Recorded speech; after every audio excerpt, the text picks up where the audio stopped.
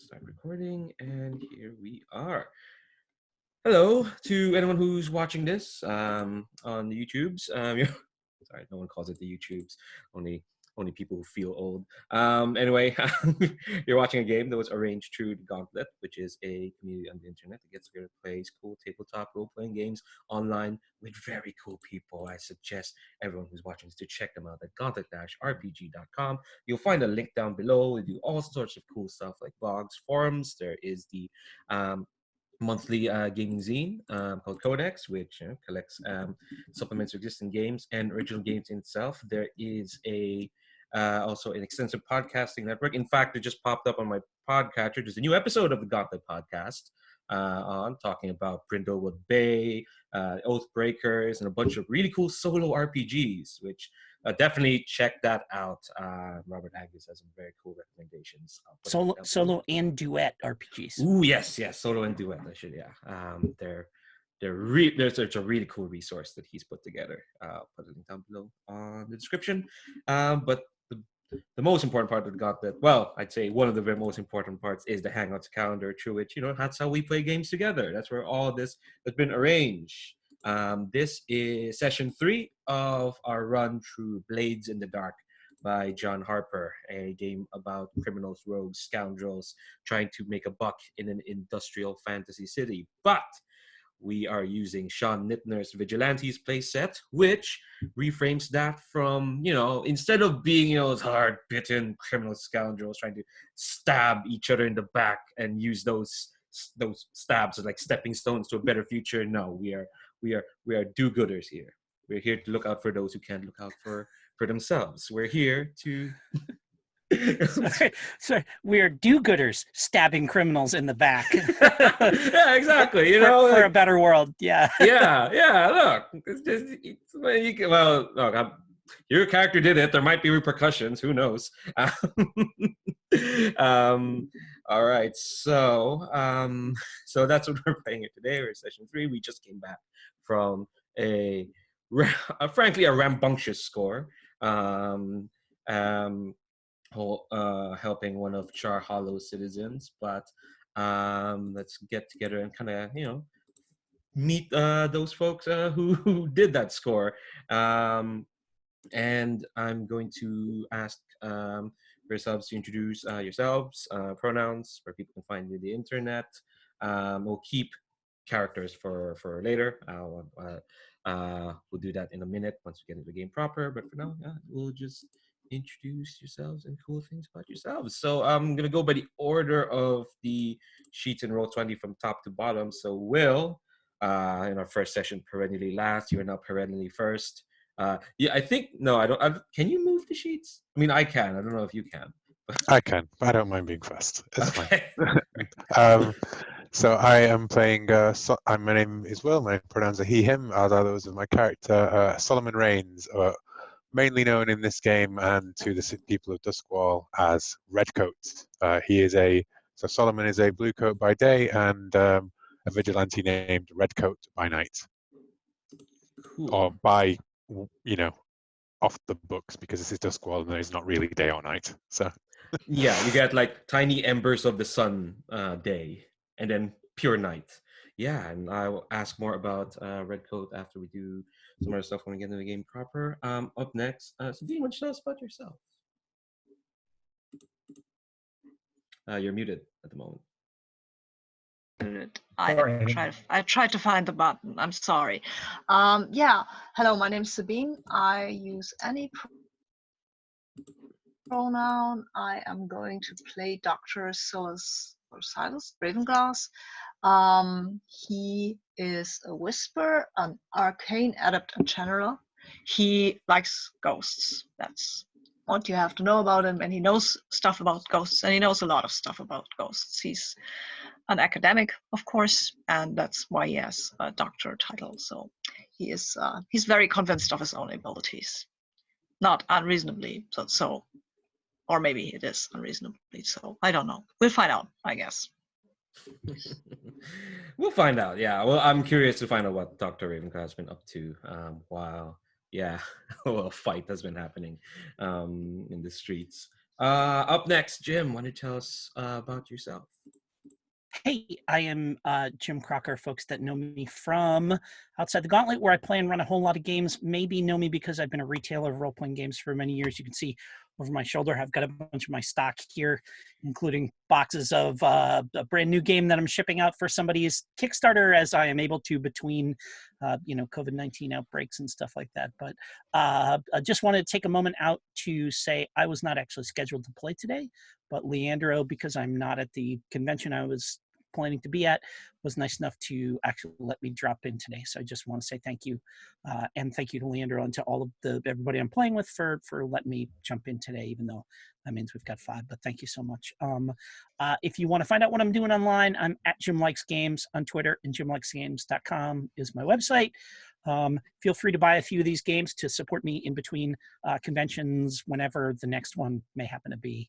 I certainly appreciate it. But I am going to be playing Victoria Hightower, society gal by day, flighty debutante, who no one would ever suspect of being the midnight magpie, the mysterious cat burglar, who breaks into the homes of the rich and makes off with their baubles and trinkets and stuff like that so that she can pawn them to kind of shower herself and her friends in luxury, because she likes luxury. She's kind of a fan of it, as well as, enjoying evening activities that are far more interesting and exciting than all of the deadly boring, debutante stuff that she's required to do during the day by her wealthy and well-connected father, who is a judge in Doskvol. So she got her hands bloody last time.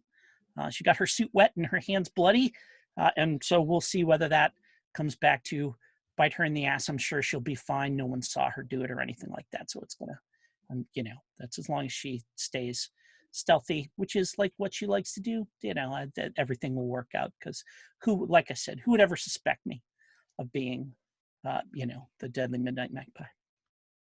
Yeah. For some reason, what the magpie did last session reminded me of like pulling off a multi-chain stealth takedown in Arkham Knight, except far more lethally. Lethal in ways Batman would never do. Tut. Up next, we have David. Why don't you tell us about yourself? Hi, my name is David. I use he, him pronouns, and this evening I am playing Daphnia Penderin, known as the Widow Penderin.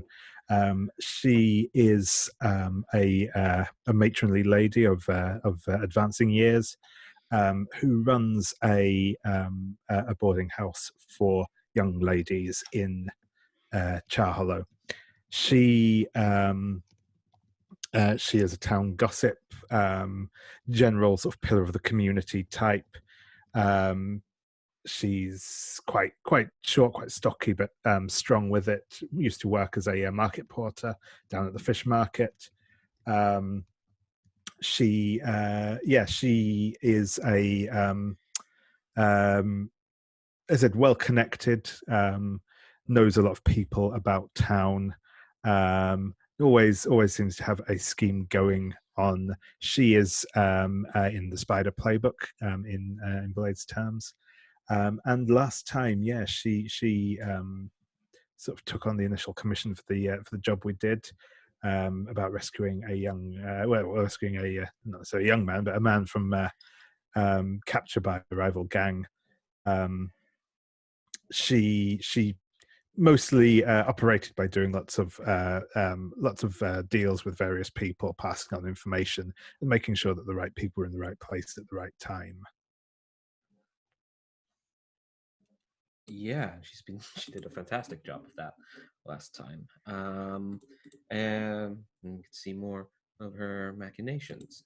And last but not least, Stephen, tell us about yourself. Sure, I'm Stephen Humphreys. Pronouns are he, him. I've been playing with the Gauntlet for about 3 years now, I guess.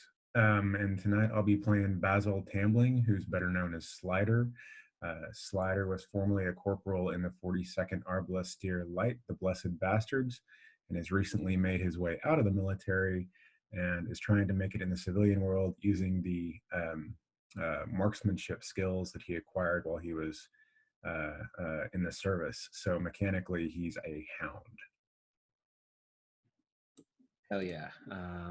I think he has been described as young Kiefer Sutherland. Young Right. Kiefer Sutherland from a specific Western film whose name escapes me, but Yeah. I'll remember.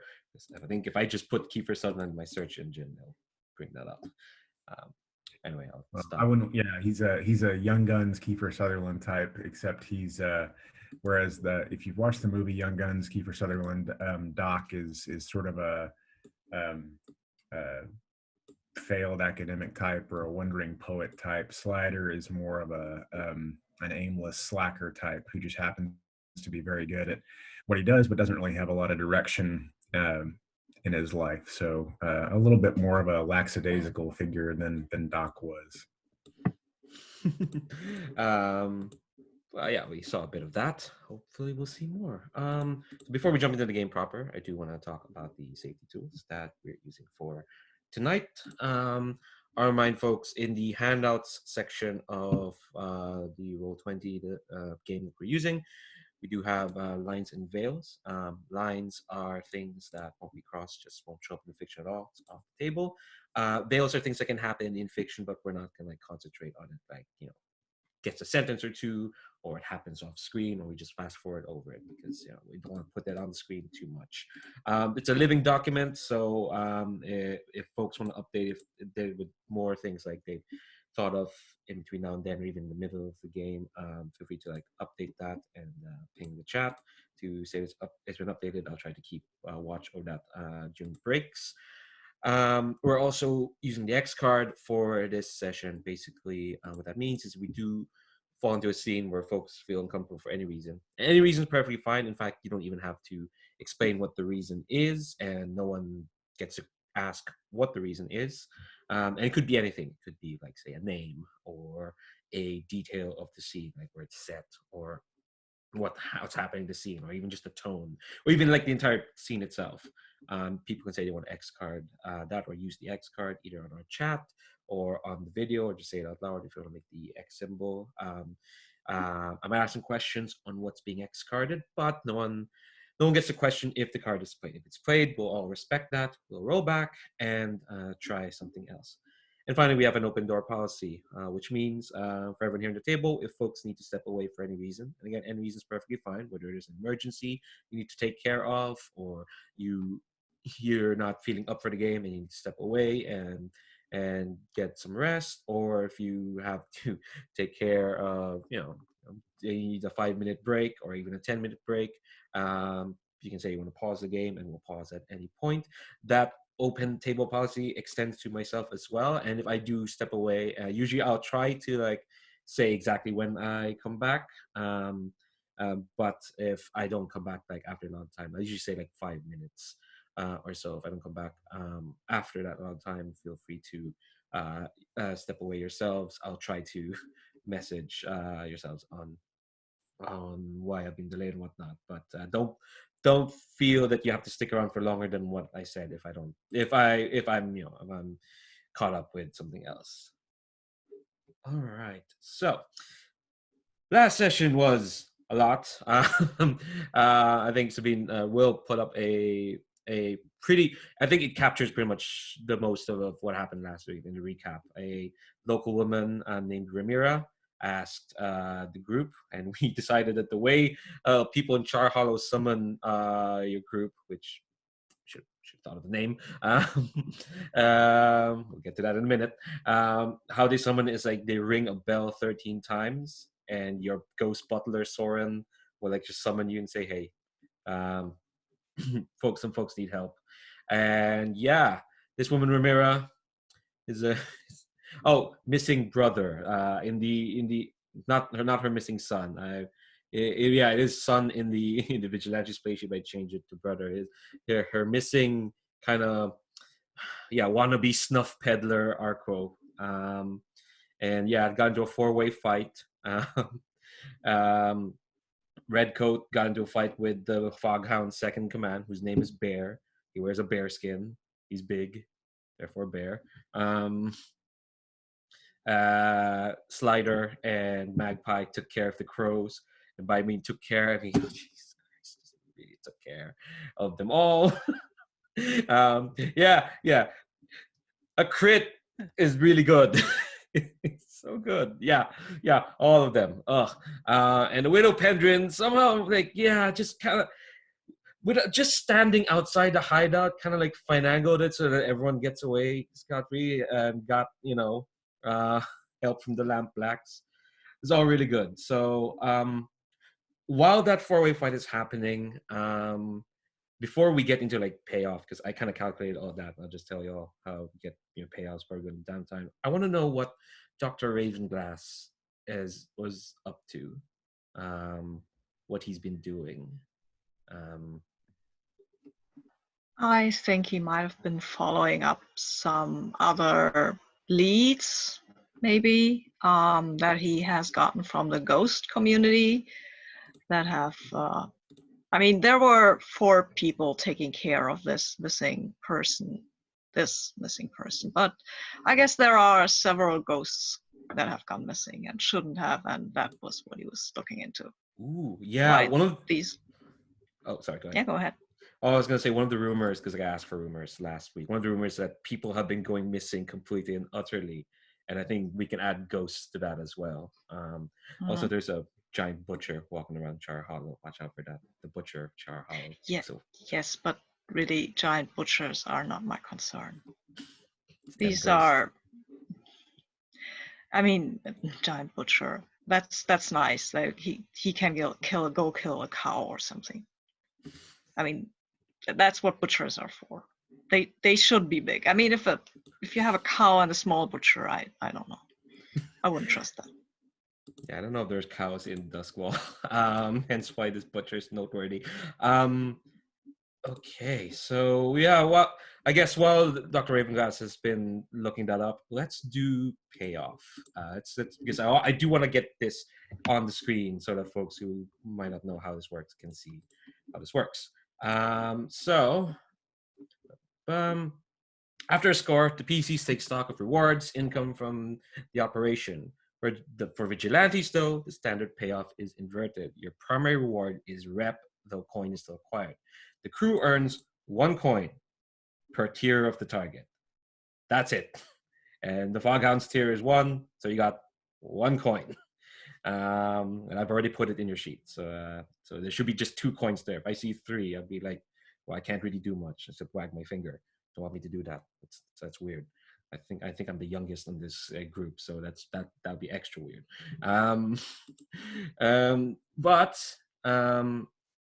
The crew earns rep primarily based on the nature of the operation, who they impressed. So you get 2 for retribution for a minus score, 4 for stopping a minus score or protecting a citizen, 6 for retribution for a major score, and you avenge several citizens, and you get 8 for interrupting a major score. Criminal corrupt officials outed, you save many people. You get 10 if you destroy a faction overall. I'm going to say this is a 4 rep. You stopped a minus score and you protected 1 citizen. So you've got 4 rep. But you also get heat. Doskvol is a city of prying eyes and informants, both living and ghostly. Anything you do might be witnessed, and there's always evidence left behind. So you acquire heat, as depends on the nature of the score. I'm going to say your heat was contained, standard kind of exposure. Like, yeah, the red coat got into a fight, and Steiner was giving out threats about, oh, the Nightingale won't like this. Like, who the heck's the Nightingale? Who cares? But given the chaos of like there are 4 different factions, I'm going to say it was contained. So you start with 2 heat. Add 1 for a high-profile, well-connected target. Nope. Add 1 for if the situation happened in hostile turf. That didn't happen. Nope. Add 1 if you're at war with another faction. Nope. Add 2 if killing was involved. Whether the crew did the killing or not. Bodies draw attention. So yeah, you have 2 extra heat. So you're now at 4 heat. And heat is tricky because that's what gets you entanglements. Vigilantes are reviled by nearly everyone. The criminals you hunt, the bluecoats you embarrass, even the public that you protect. You also have favors and oaths from your friends and allies that are strained by your activity. To effect this, we're going to roll dice after each score to find out which entanglement comes a calling. It could be, a gang of blades trying to track you down, or the blue coats with your face on a wanted poster, or even just more people coming to you in need. So after payoff and heat are determined, GM will roll the Vigilantes wanted level, which is at 0. So that means I get to roll 2 dice and take the lowest. And depending on how much heat you have, that will determine what table that I'm rolling on. So I'm going to roll these 2 dice. And that's a 2. And okay, so I got a choice. Either turf in danger or disgruntled wards. You don't have any turf. You're tier 0, so you got no turf. So disgruntled wards. One of your contacts or friends protests that you've gone too far. You got to win back their trust or earn their ire. Let's see. Where have you? Let's see. So basically, what this means is that one of your contacts or one of your friends is going to be like, "What are you doing, mate? What are you doing?" And if you don't like mollify them, if they're ignored, you remove them from your crew sheet and they become an enemy of your crew. So, which one of your lovely friends would be just annoyed at your antics? I mean, it's hard to be annoyed saving this poor kid. I know he's like Ramirez's brother, but he's kind of like Did murder a lot of people. Yeah, he has pissed off a lot of people, but I think like I mean, it's entirely possible that like I spiked somebody's cousin without knowing it, or yeah, like or you you went fell up with the wrong crowd. create How a could poor little Jimmy get that? Go out that way. What could Yeah. you do to him, you monster? Blowback or something like that, or What about maybe someone finding out, someone that's not in? It was the Foghounds that we killed so many of, correct? No, it's the crows, which like the only reason you're not at war with them is because they didn't really know who killed them, even though Red Coat was around. But like I tried to be nice. I don't want to put you at war. I'm just thinking maybe someone who's not associated with the crows recognized the signature and knows how much violence we committed against the crows, and is doesn't want to necessarily tell them, but isn't happy that we created so much heat. Yeah, I think it specifically has to be like either a contact of yours or a friend. So contacts, is that just the ones that are listed on the crew sheet? Yes, So you can. We've got Soren basically. Yeah, you can accumulate more than one contact over the course of the game. Right now, all you got. Can it be our friend, like from our individual friends? Yeah. I mean, so I've got Marlene, a local boxer. I could see that being connected to the crows or like a local area, but I don't know. Like the widow must have people as well. Like maybe her ward was stepping out with one of these young boys or something. You know what I mean? Like my other suggestion was actually going to be, I don't know. I have to ask Victoria this. Is your locksmith friend, Frake, is he squeamish about killing people? Oh, he definitely would be unhappy if he thought I was out there because he already has to deal probably with like a lot of people that don't trust him. I mean, because if you're a locksmith in Doskvol, like obviously you're someone who, like is going to be suspect of having the criminal element hanging around and stuff like that. I think he absolutely, and I mean, and it was me that murdered all those people. So, yeah, I mean, the killing that got done was pretty much done by me. So, yeah, I like that seems fair. Yeah, I think I'm gonna throw him at you, and we'll have a scene during downtime. Then we'll see how you make sure like you stay in his good graces. But if you're wondering where I'm reading all this stuff, it's from the Vigilantes play sheet. I think we'll put up a link to the Dropbox there in the chat. But I have put the list of downtime activities in the Roll20. If you scroll down, it's underneath the map. So we're gonna do that. So Vigilantes have all the normal downtime options as standard recruits do, and only receive 1 action while at war as usual. That's why I didn't want you to go to war with the crows at the moment, because you'd want to have 2 actions for now at least. Remember also that Vigilantes can spend coin or rep to improve the results of downtime actions. So we've got our usual stuff.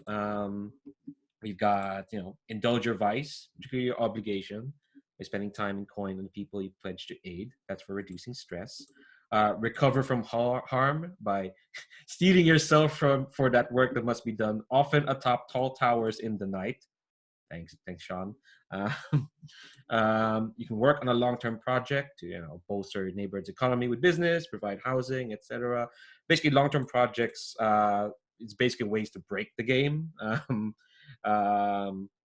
or generate just more, entanglements, or just cause more chaos, or just work on something you're interested in doing. You can acquire an asset by recruiting from local pool of scoundrels who like your cause, so to speak. There's also training, which as always will get you an XP and on the attribute track that you like. I'll remind you, you do have the upgrade for a resolve. So if you work on your resolve, you get 2 XP instead of 1. And of course, you can reduce heat by turning some criminals over, making sure there's less chaos. Vigilantes does have a new additional downtime action they can take, which is work a side job, where you earn 1 coin. There we go.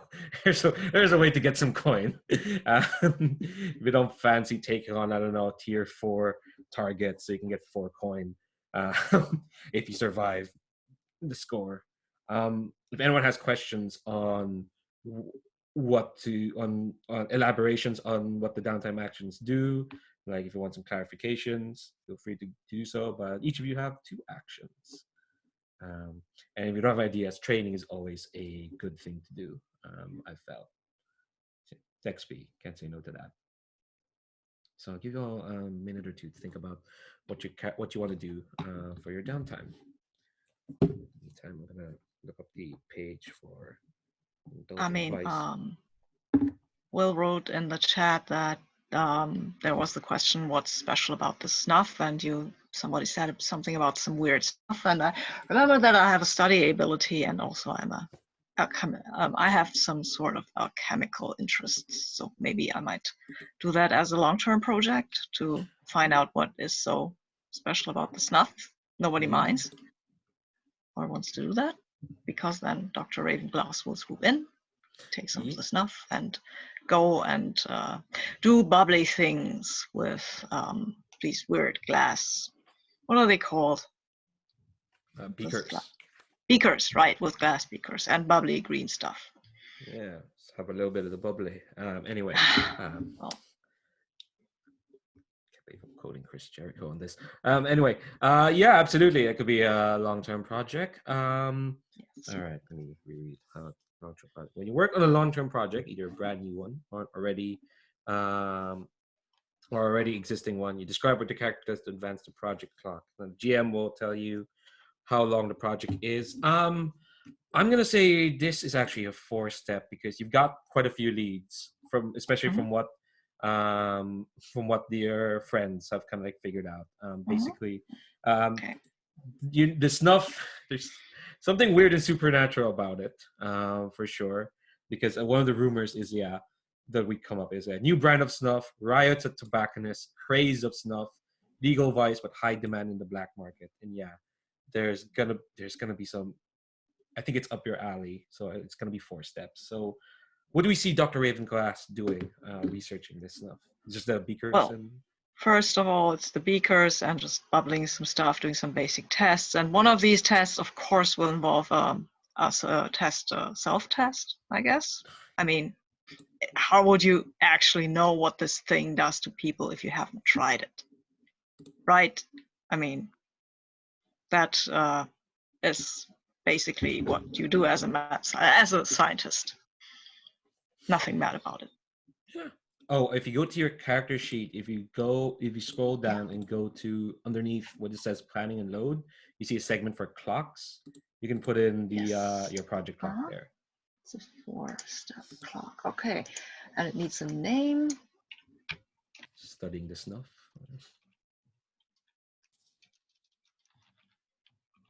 Okay. Cool. Yes. Okay. And I get to roll for it, I assume. Yes, you roll one of your actions. There's no like position or effect because this is downtime. There's nothing risky about downtime unless you overindulge, but that's something else. No. Yeah, so you just roll. Or what action are you rolling? Study, I think. Cool. Now Is there any way I can get more dice? No, this is like because this is downtime. You can improve the effect of the result you get by spending rep or coin. Cool. Does a workshop factor into it at all? Oh yeah. Wait, hold on. Let me double check. Yeah, you do have a workshop. I think we have a workshop, right? Yes. Yeah, we got a workshop in the clock tower. Yes. See. Your lair is an important workshop. You may accomplish. Oh, okay, all right. So you may accomplish long-term projects with these assets without leaving your lair. You know what? I'm gonna give you an extra die for that. I'll be nice for that. Oh yeah, your lair. You look in the map, Sabine. We placed a clock tower in the map.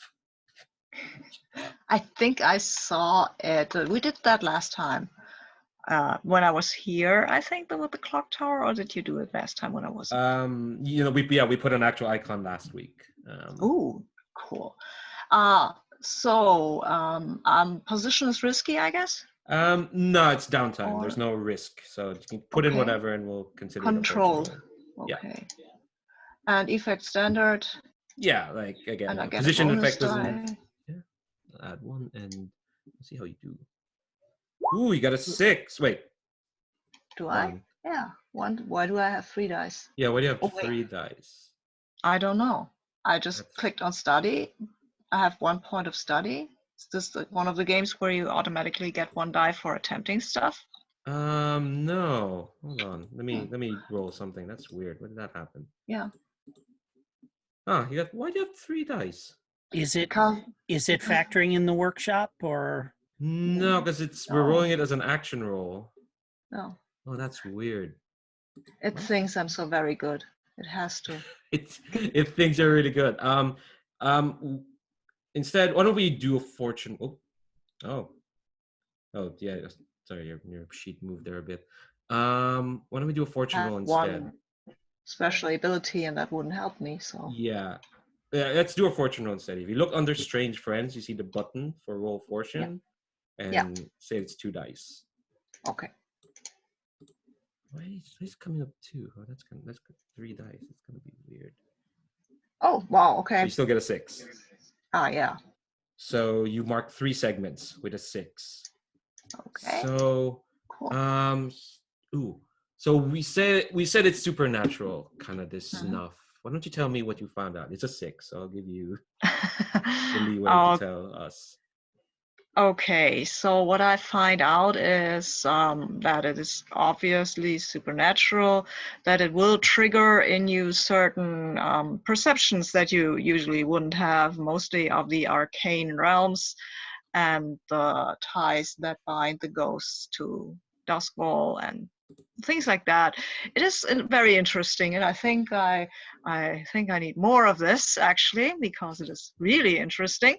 But it can also, I think what I find out is that it is, if you are partaking of this stuff, you might be very interesting to ghosts. Not in a they want to kill you or possess you, but in the way like cats are drawn to catnip. And that was quite an interesting feeling. And anyways, what I also find out is that it is made of a certain kind of tobacco that doesn't come from Duskwall itself, but is probably a necessary component, so we might follow up on that. But there is another substance in there that I haven't quite identified yet. Yeah, that's the last tick, for sure. Yeah. Interesting. I'll keep an eye on that. So you've done 1 downtime action. Let's move to another character.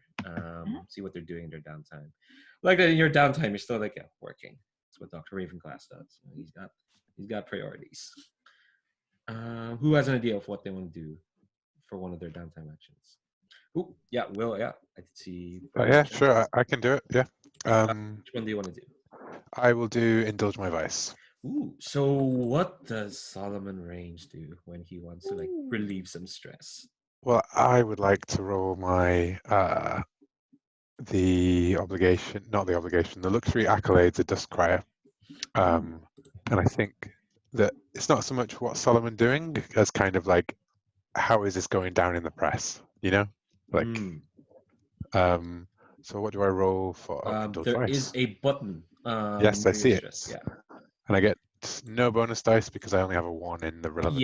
Yeah. There's the usual stuff to get bonus dice it only applies to action rolls. You know, the whole bargaining, devil's bargain, all that stuff. So for now, we'll just indulge your vice, and you rolled a 5. Oh, so you clear 5 stress. Nice. So what does Solomon Range see that puts him in such a good mood?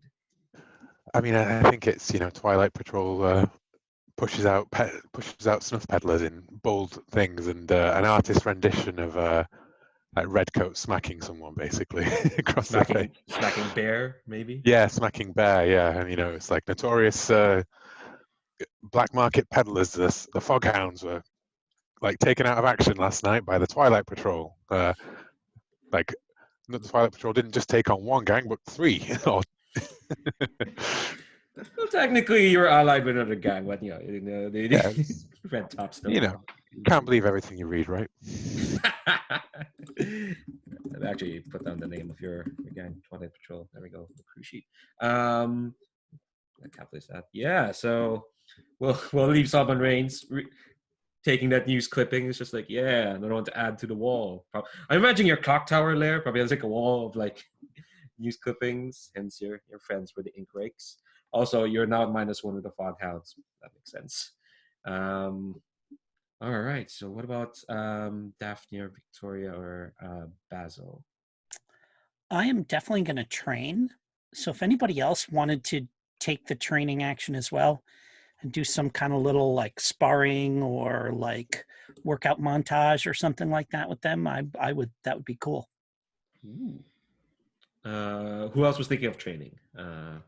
I was thinking of training, but not of training as a kind of like fisticuffs. Yeah, sure. I will train. But I will watch. I will train. And command, of course. Yeah.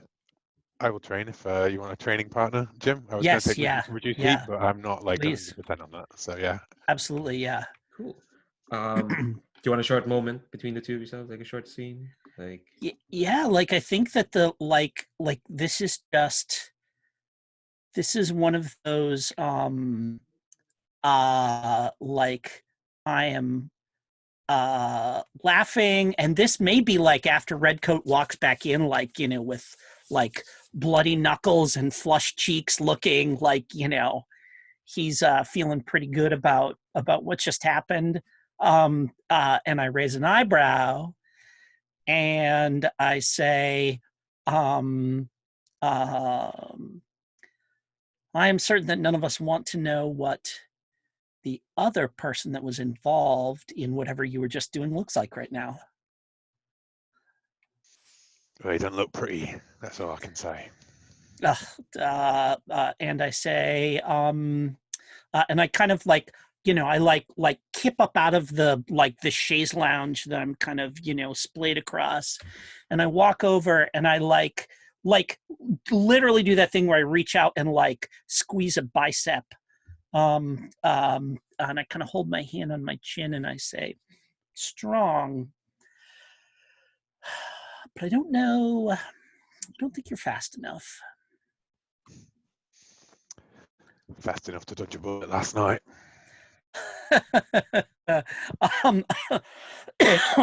And pardon me. And I like give a very dubious look. And like I sigh and I kind of, and like my hand just darts out and just plucks the top button off of your coat. And I just kind of hold it like this. And I boom, I just like, pop it into my palm, and I take a couple of steps back and I smile and I say, well, all you have to do is prove it is to get this back from me. And then we'll do our montage of, him coming at me and my whatever, jumping over his head and taking whiffs as I duck under, and I'm like, I've just like I don't ever put it in my fist. It's just in the palm of my hand, and I'm weaving it around and stuff like this and everything.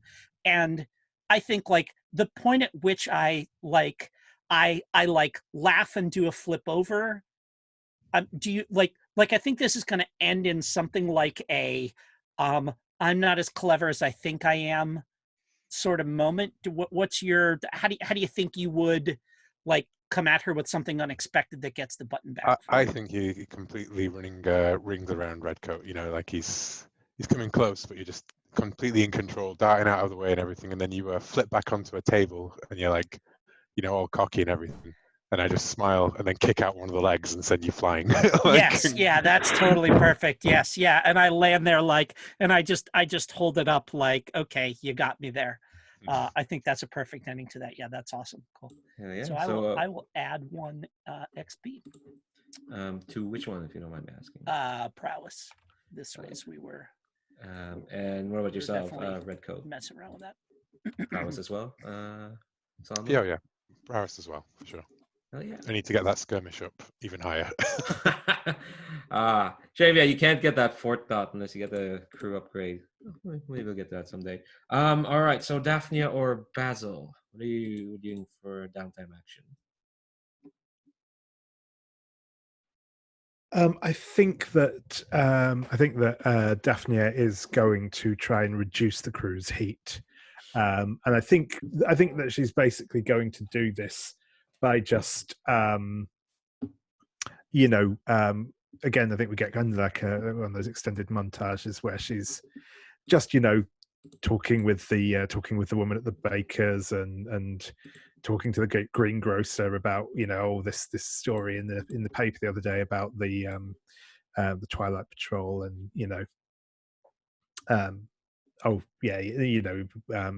well, if I'm sure if they hadn't got involved, there'd have been even more people wound up dead, and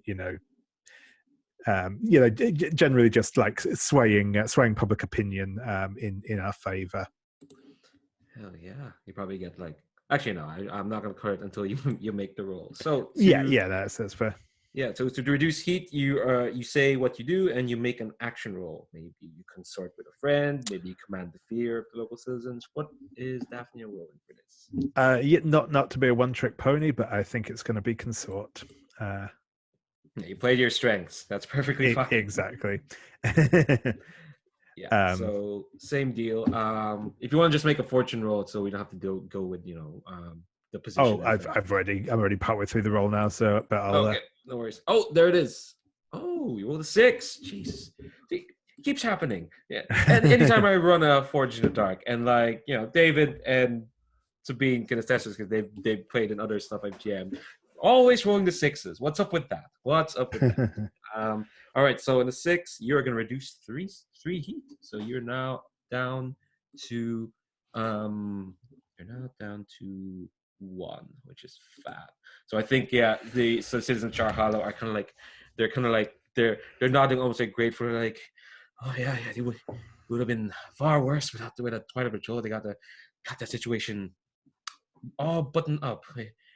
We're ever so grateful for their work. I think this tallow maker is probably saying this. It's just sure, it ain't peaceful in Duskwall streets, but it'd be far worse without their help. And I think next to actually no, I don't know if Victoria's friend, because you mentioned Victoria's friend works near a tallow maker. I don't know if he'd know. I think you hear some grumbling next to the tallow maker's shop. You hear words about the Twilight Patrol. But it's just some grumbling. It is what it is in Duskwall. Basil, what do you want to do for your downtime action? Yeah, so I think this would fall under a long-term project, but what I'm thinking is we never really role-played what happened with, or maybe I don't think we roleplayed it anyway, but what happened with Arco after we actually pulled him out. So what I was thinking was that essentially Slider is going to try to get Arco into a shelter run by the Weeping Lady, which is the kind of charity and pseudo-religion outreach organization, and try to put him in a shelter. And kind of inspired by that, he's going to start trying to encourage the growth of like this this addiction shelter to deal with the snuff problem in Char Hollow. Ooh. I know Victoria's mom works in something like that. We'll figure out a way fictionally how that could be helped. I think because Victoria's mom works through something like that, this is also another 4-step. It seems like you've got connections, through your crewmates. So I think this is going to be 4-step. To at least encourage the growth. Whether that growth gets impacted by, say, I don't know, you place a shelter like that in Crow's Foot, and the crows are like, wait a minute. We'll get to that once we finish the project. So what action are you rolling for this, Basil? Okay, yeah, you'll have to kind of walk me through. I had an idea of what it was supposed to be, but I don't know really rules-wise what it's going to look like. So would that be like consort? It could be like, it depends on what your character is kind of like doing to like help this set up. What is Basil specifically? How is he encouraging like expanding this like Weeping Lady like network and getting Arco into a shelter? Like, what do we see on screen Basil's doing? So I mean, if there was a montage, I would see it being like, they deliver Arco back. The whole crew delivers Arco back to what was her name? Rachel? Ramira. The whole crew delivers Arco back to Ramira, but then like, in multiple panels without actual words, you see them going to like Arco's place, and Slider like picking up a corner of a bed or something and finding like a stash of drugs underneath it still, and then Slider kind of herding Arco out toward the street, and then seeing this like dilapidated statue of the Weeping Lady in the street, and like this idea like pops into his head, and so he goes to the nearest. The next shot is him going to the nearest shelter to talk to the administrator about putting a franchise essentially, or another shelter up in Char Hollow. So it's going to be networking. He's trying to talk it. So that is absolutely with consort. Then that is the network action basically. So you're gonna roll. Yeah, you can just click on consort, and don't worry. Put anything in position in effect because we're in downtime, so that has no effect basically. So you're gonna roll 1 die and see how well you're doing with this project. That's a 4. So with a 4, you're gonna get 2 out of 4 segments. I'm gonna make the clock in your sheet. Expand the Weeping Lady. 4. Yeah, so you get halfway done. I think you will get like some sort of like. Well, what do you think the response is from the Weeping Lady when this former soldier, kind of like, they hear from you like, oh, I want to do this thing. How do you think the Weeping Lady charity responds to you, based on the fact that you're only halfway through the project because you got 4 ticks, 2 ticks? Yeah, sorry. so I think they. Can I make up a character? Is that allowed? Yeah, absolutely. Okay, so I think the what would her name be? What's a female? The Abbess. Let's call her the Abbess. The Abbess of this shelter that he goes into, the Weeping Lady, as I understand it, is very concerned with appearances. So the Abbess sees this immediately as a potential PR opportunity because the snuff problem is blowing up, and so they see this as a way to look like they're addressing the snuff problem, and that they're on like the front lines of the drug war. So they're immediately enthusiastic about it, but it's not really because they want to help people. It's because they see this as something that they can hype so that they can bring in more donation revenue. Cool. So they're definitely interested, but like, yeah. So the Abbess is like a PR focused person. They're all about appearances. Makes sense. All right, we'll do another round of downtime actions. I think everyone except for Solomon has one more. And after that, we'll take a break. But let's do the downtime actions first so we can get them done. So round back to Dr. Ravenglass. You said you wanted to train? Oh yeah, I wanted to train. I want to train my study, my insight, because I feel that there might be more insight to be won. I have a lot, but you can never stop studying. And yeah, what does it look like? Well, I've started out with this weird snuff, right? So I think that kind of plays into that, because reading some of those books I have while under the influence of this stuff might actually alert me to some connections I did not see before. Hell yeah. So training is simple. It's just like you just straight up get it. You get 1 XP and you add to the attribute category. Yes, I will also wander around in our bell tower and mark strange glyphs on the wall just to see what happens. Mostly, I think Soren and then observe, of course, everybody else how they react to the glyphs, because that is part of my study. I think Soren kind of like floats up to you and says something along the lines of, "I appreciate your expanding your mind, sir, but if you don't mind, And I think it's weird seeing a ghost sweat, but they're like, "If you don't mind, sir, I don't know which rune it is, but it's become a tad warm in our lair." Oh. Yes, that is interesting. I will take it down, of course. Thank you for proving my thesis. And I think they give you a short bow, but like you can see that like they're I apologize for the inconvenience. No, and I think like he's trying to like come up with like a way to like save face, but like he's quite sweaty. Yes, I will of course then turn down the rune which I think caused this discomfort and make a very careful notice about what happened here, because that might be useful in the future. Might be, yeah.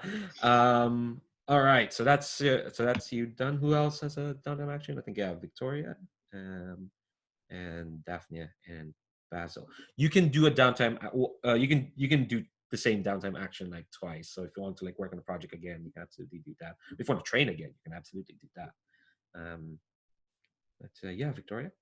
Yeah, so what I would like to do is, since I've gotten wind of the fact that Basil is doing this thing to help the victims of this snuff addiction, and has kind of gone for help to, like it's like uncouth to think of that outfit as like a rival to my mother's charitable endeavors, because we're all just here to help people, right? I mean, it's not. So I'm going to speak to some of my society friends and like do my whole here's a cause that we can put our weight behind, these poor people, and get some of my mother's resources to kind of plow into this to help it get off the ground quickly, because this is the time when we can do the most good. And also, wouldn't it be nice if our names were attached to this too? So yeah, nice. Yeah. So I'm going to work on, and so just to step out for a moment, Stephen, assuming you're okay with where this is going and stuff like that, I'd love to contribute to your downtime project. Yeah, awesome, cool. So then I'll do that. I will, like I said, talk to my mom, talk to my society friends and stuff like that, and consort to see if I can help with this. Hell yeah. Roll your consort. That's 2d6. All right, so boom. And there's no, we don't mess around with, and I just click fortune roll, right, when I do that, right? Yeah, fortune roll and 2 dice. Yeah, because this is downtime, so nothing bad unless you overindulge in your vice. Nothing bad should happen to you. So fortune roll one bonus die, right?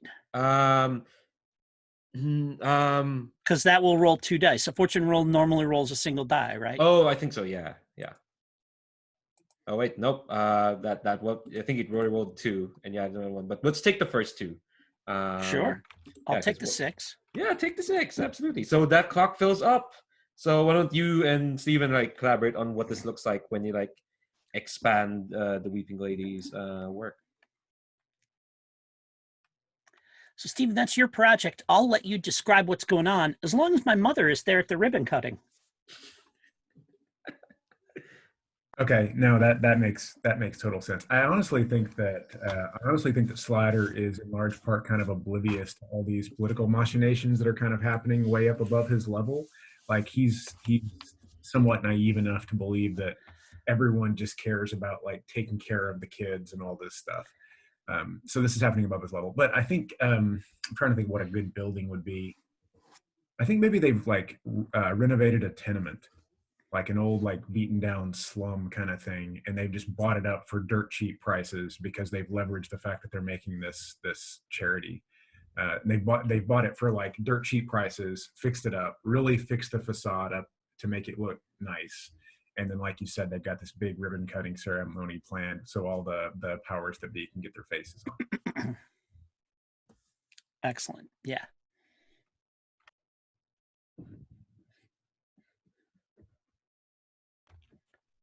You're muted, Andrew. And what does that do for us? What is the mechanical result? Is that some rep? Is it just narrative juice for doing other stuff or what? I think let's go to your cruise sheet. I think this is kind of like claiming. I think this is a claim. I think you grab this project gets you a claim.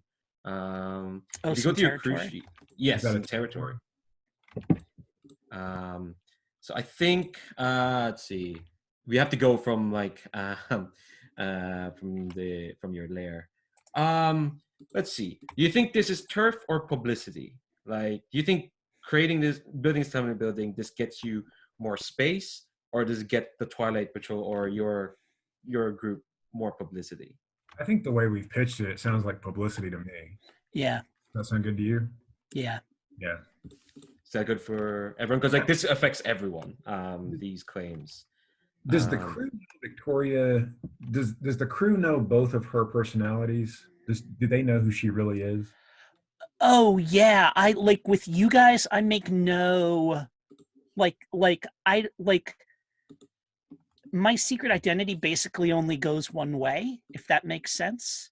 Like all my criminal buddies know who I am, but like none of my society friends know about my criminal side, right? So yeah, I think we fit with like publicity though. I think that makes more sense. Yeah, that's not asking for trouble at all. Then, do you think Victoria would have her face on this too? I mean, would she be involved in the ribbon cutting? Would she be up there? No. I mean, my mom is, but like, I'm sure that there's a lot of talk about how we kind of broke the snuff ring and made people aware of it, and they were operating behind the scenes until we went in and busted them up and stuff like this, and that gave them the toehold so that they could come in and try to start to help people and things like that. Oh, who almost certainly is involved in this is the dude that we rescued. Yeah, he's the human interest story. Yeah, that gets trotted around and talks about how much this changed his life. Yeah. Arco. And we've already established that we've got some connections to the broadsheets. So it's not, so what that gets you mechanically is you got the publicity claim, so you get +2 rep on taking down on takedown scores, which is taking down criminal faction, which is kind of like what you're all interested in doing anyway. So there we go, more rep. That does mean that like that claim can be under threat now, but that's more for my GM machinations. So when it pops up, I'll tell you what happens.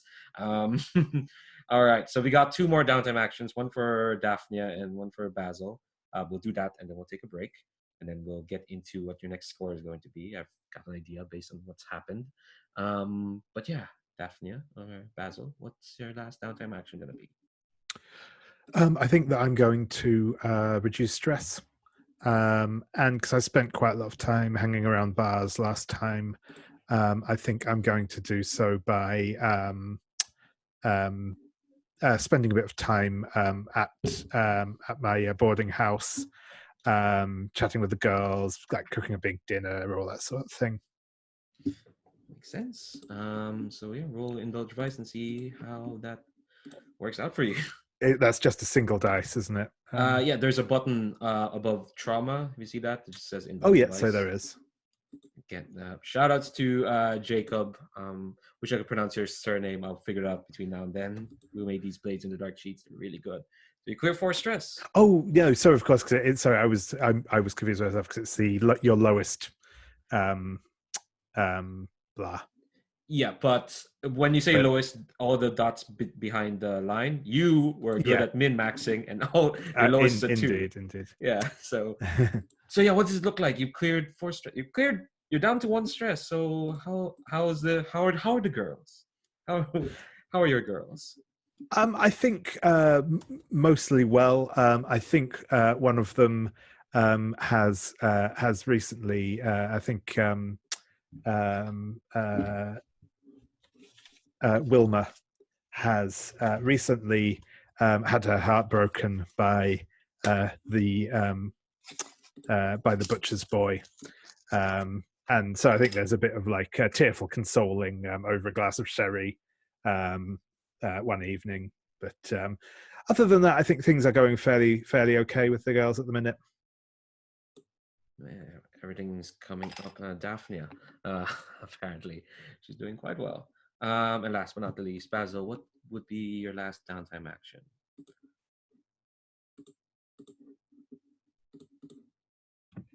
So I think Slider is actually going to work a side job with Costa, the bounty hunter, his bounty hunter connection, Mm-hmm. just to pick up some spare cash. Hell yeah. What does it look like? What this job that gets you like 1 coin, just so we can get that on screen. So times have been kind of hard for Casta lately, so she's really kind of working for a loan shark at the moment to try to chase down someone that tried to try to chase down a gambler that welched on some debts. So basically, we have this scene where they find the guy in like a public bathhouse, pretty much, and Slider thinks that they're just going to bring him in, that they're not going to, really harm the guy or endanger the guy. And Casta just like beats the snot out of him, beats him nearly to death, leaves him like permanently disfigured because he is a little bit too blasé about paying his debts off. So you have this situation where like she's being super violent and Slider is getting very, very uncomfortable with it, but he does stick around long enough to get the payout. You're That's a muted. thread. Yeah, I noticed at the last minute. All right, so take 1 coin. It's a thread we can follow up for sure. But so we've been here for like an hour and a half. So let's take like a good 10-minute break, and then we'll jump in. You'll see what the next score is. Well, I'll give you some choices, and then we'll see where you go from there. And then we'll catch up with Victoria's locksmith friend, see how that's going. We'll pause recording. Let's be back in 10 minutes. Man, it's nice. You just press a button and you're back to recording. Yeah, it's weird. It's really cool. Anyway, hi. Welcome back to Blades in the Dark Vigilantes of Duskwall. Just like some last little bits of upkeep.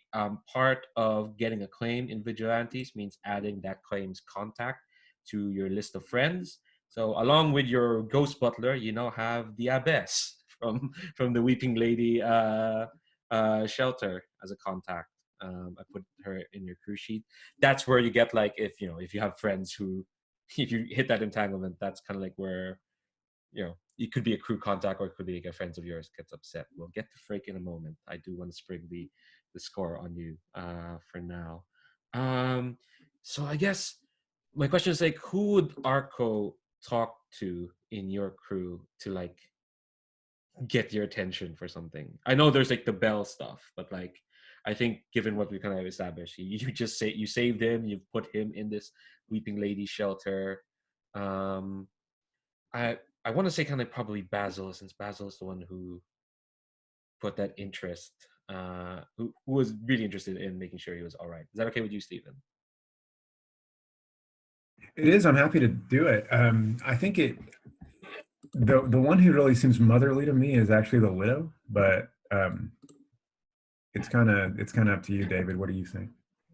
Yeah, no, I'm happy for you to take point on this one as I did on the last one. So I'm happy to do it. Okay, so I think like probably you're visiting the the shelter, and Arco he looks a bit peaky. I not really describe what he looks like. He's got like straw colored hair. He's a bit scrawny. You can really tell that he's like Ramira's sister, but is actually a bit younger than you expected. Probably younger than you for sure. And, but I think like when you kind of like meet him, probably like probably some airy sort of drawing room or the kind of like open community space in this tenement building. He just says, I know I didn't see you, but thanks for jumping in to, save my ass. I it would your friends were and you were there. You told me you were there, but your friends seemed really cool. Yeah, sure. We all need a hand sometimes. Yeah, well, I mean, I thought the snuff thing was a surefire, deal maker. Everyone was going gaga for it. So I thought, make a few coin, throw it to my sis. Can't. I mean, I know what her daughter does, but Brenna,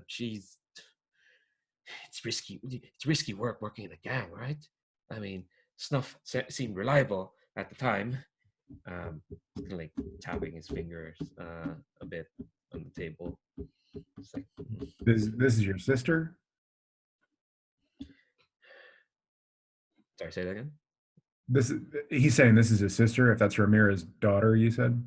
No, that's his niece. Because Arco is Ramira's brother in this. Oh, gotcha. Okay, sorry. Yeah. Yeah, I thought like snuff's a surefire thing. Like, I got it. I mean, for the price that woman was selling it to me, it seemed like a done deal, Well, just remember you're past that life now. You don't need that stuff anymore. Are you okay? Does he, out of character, does he seem like strung out? Does he seem like he's still using? No, I think he's in that phase where I don't think I think he's recovering, but recovery's tough. So he does look quite peaky and a bit. He looks quite tired. He says, "Well, lucky me, I've got sponsors like yourself and my sister. Well, she did try to. Well, she gave me a right bollocking for that, but like I said, I thought it was a surefire thing. Again, the way that woman was selling it to me, it was, and she told me that, she was putting some trust in a little man, someone like me. Like I could shift this product easily enough. Foghounds, they'd be taking too much cut in the profits, but she negotiated favorable terms to me. Favorable terms. Where'd you find her? How'd you fall into this? Well, it's not so much I found it. It's just that, well, you heard from my sister how I worked in a tobacco shop, and our boss kind of like wasn't interested in doing it. Well, I thought at the time, well, no wonder we're struggling here in the business if he was going to turn away, good product like that. So I learned it from my mom. You got to use your gumption. You have to get ahead. So I caught up with her, and she set me up basically. And again, favorable terms, very favorable. She was a bit odd, but I checked out the snuff. It seemed legit. It seemed it is what it is.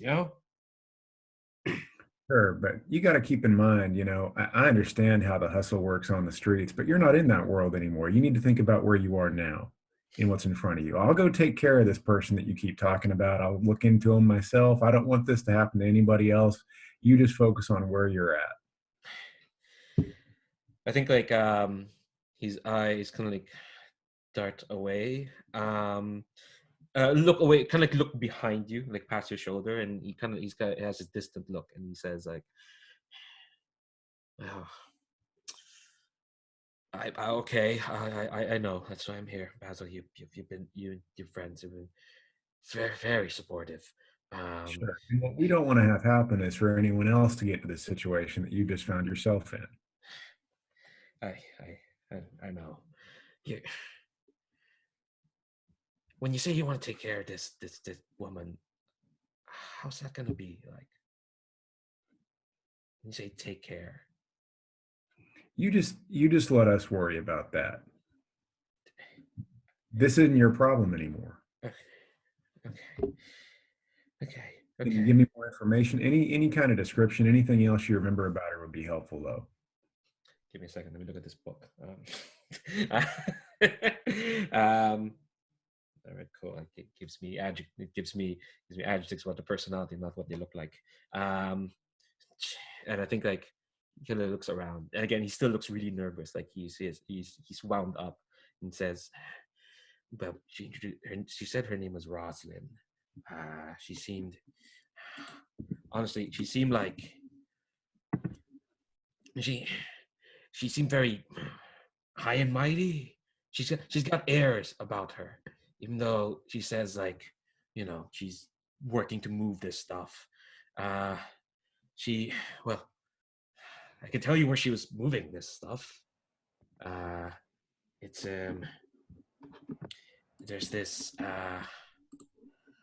it used to be this old auction house down near, it's near the bridge to Crowsfoot from Charter Hall, just over there yonder.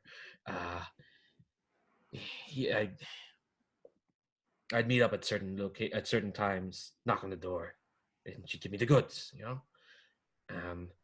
Then I come back and say sold it, and I pay for that, and I sell it, make some money.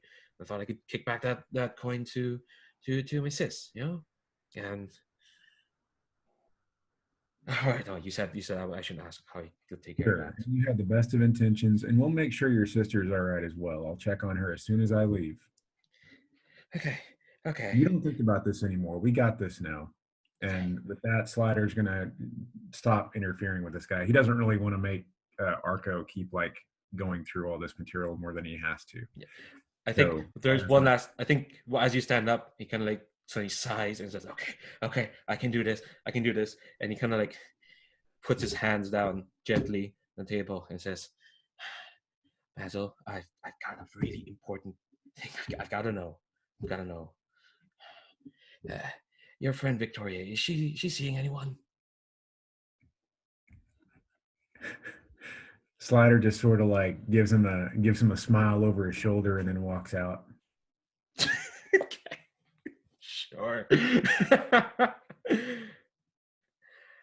Okay, so Slider is actually going to go and check on. We don't need to role play it for the second time, but Slider is going to go check on Ramira and just make sure that she's okay and that like all these mini contacts that Arco brought down on himself haven't started to interfere with her.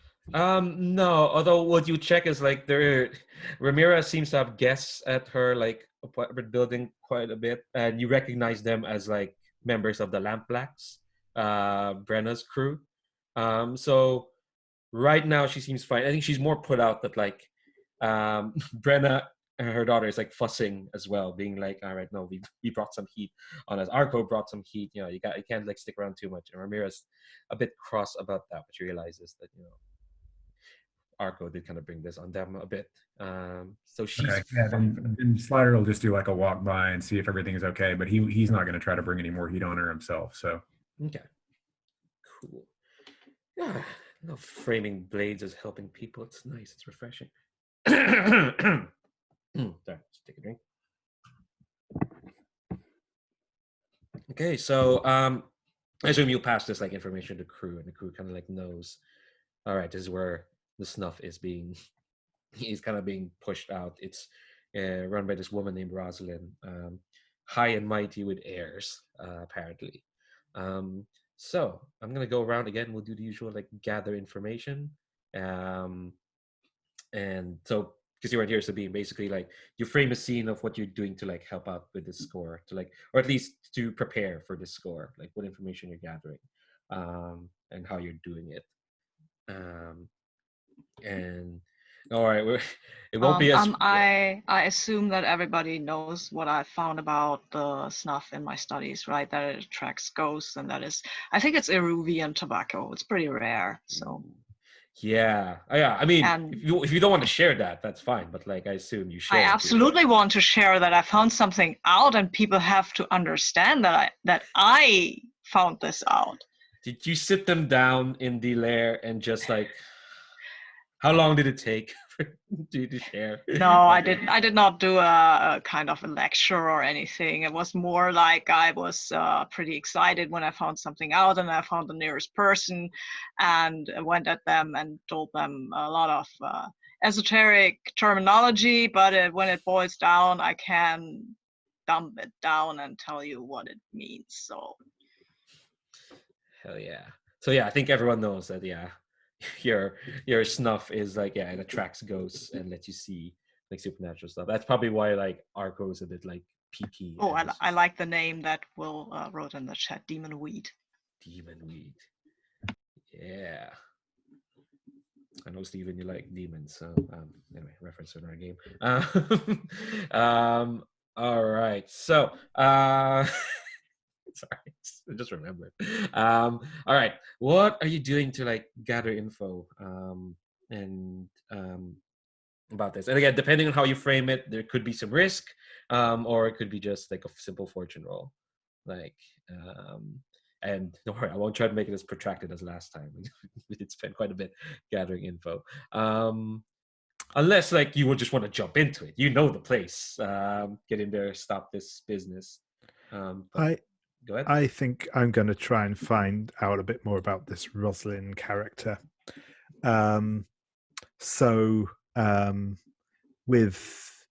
With her being described sort of having heirs and the like, despite the fact that she's sort of slumming it a bit in what she's doing, I'm actually going to go to Jenna, my one of my girls and my contact, who is a servant, and basically, you know, because I know that all the servants from different houses, you know, all gossip together and you know, pass on information about, you know, stuff going on. So I want to know if any of them know of a girl from one of the other like big houses, big families in town, have kind of gone off the rails a bit recently, or a house that, you know, was fallen out of favor that would seem to correlate with Rosalind. Ooh, all right. So I think there's no risk to this because you're just talking to Jenna. What are you rolling?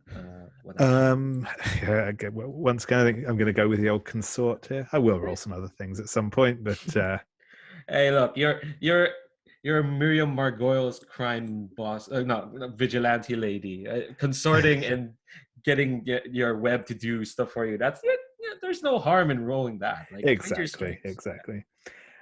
Cool. I'll just All right, yeah. So that's 2d6, and no need for There's no risk to this. You're talking to your contacts. All right, that's a 5. cool. And I gather information. I think you get one follow-up question. But I think when you mentioned like Rosalind, I think like Jenna kind of like makes kind of like she makes like this like furtive sort of face and says, I heard the housekeeper at Hightower House talking about that one, because apparently she got a notice about unruly servant has been kicked out from a recent place, who you know, we got the usual warnings. You know, do not employ this Rosalind character, and our housekeeper. This is let me generate the name here. Actually, no. I'll ask Jim. Jim, what's the name of the high tower housekeeper? Beatrice. Beatrice. Yeah, I think like Jenna, even though like she's not a lady, calls her Lady Beatrice. It's like, and you know, Lady Beatrice, she's not up for taking in riffraff anyway. You know, only the best for the high towers. And but she's a frightful gossip as well. So she looked into where this Rosalind girl went to, and she couldn't find out exactly where she got kicked out of, but there's rumors abound that Miss Rosalind here, she went to the Dimmer sisters. Oh well, thank you for that, my love. That's very very strange business. And you're right. It's gossip's a terrible thing. And just sort of pat her on the shoulder and go back to sort of dusting. Cool. Cool. Yeah. If you got a 6, I would have told you which house she got kicked out of. But vibe's pretty good. I mean, you know who your target is now. Yep. And yeah, that link to the Dimmer sisters could be interesting. Oh wait, hold on. I should realize. Oh wait, you were figuring out the target, so you don't. I don't know if you got your +1D to consort to gather. Info. Yes, I included that. Yeah. Oh, you did. Oh yeah, yes, yeah, you did. Yes. All right, cool. Never mind. Glad everyone's on top. All right, so you find out who your target is. What is everyone else doing to like prepare or to gather info and whatnot? And it's fine if you don't have an idea. We can cut to it. You don't have to have a gather info scene. I think Slider is going to go and if anyone wants to kind of join in on this, that'd be fine. But he's going to basically, what's the word for it? Go on watch. What's the cop term? Stake out. He's going to stake out the entrance, not so much because he wants to see when people are coming, but he also wants to see who she's dealing to, so he knows what the network of contacts is. Yeah. So, what action are you rolling? I think there's going to be some risk to this, for sure, because you're outside their house. Yeah, the auction house, not the actual Dimmer sister house, but like, you know, that's fine. Play to your strengths. What are you rolling? What's the action that you're rolling with?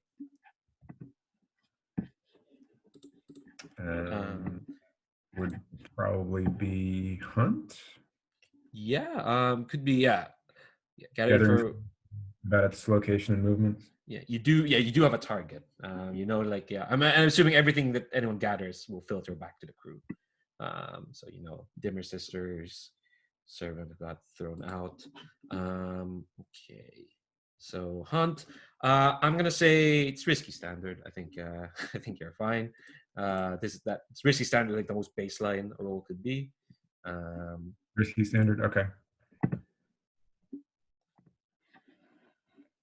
And you got a 5. Okay, cool.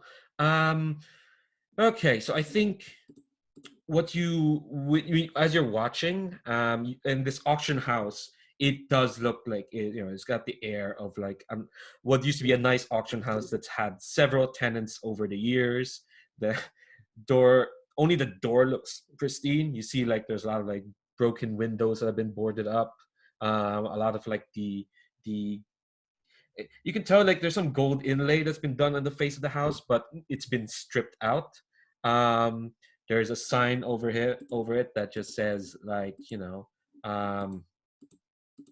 Black and Black's auction house. But actually one of the B's is missing, so it's actually Black and Lack's auction house. And I think so. You want, tell me again exactly what were you looking for? What were you looking out for? He wants to see who's coming and when they're coming.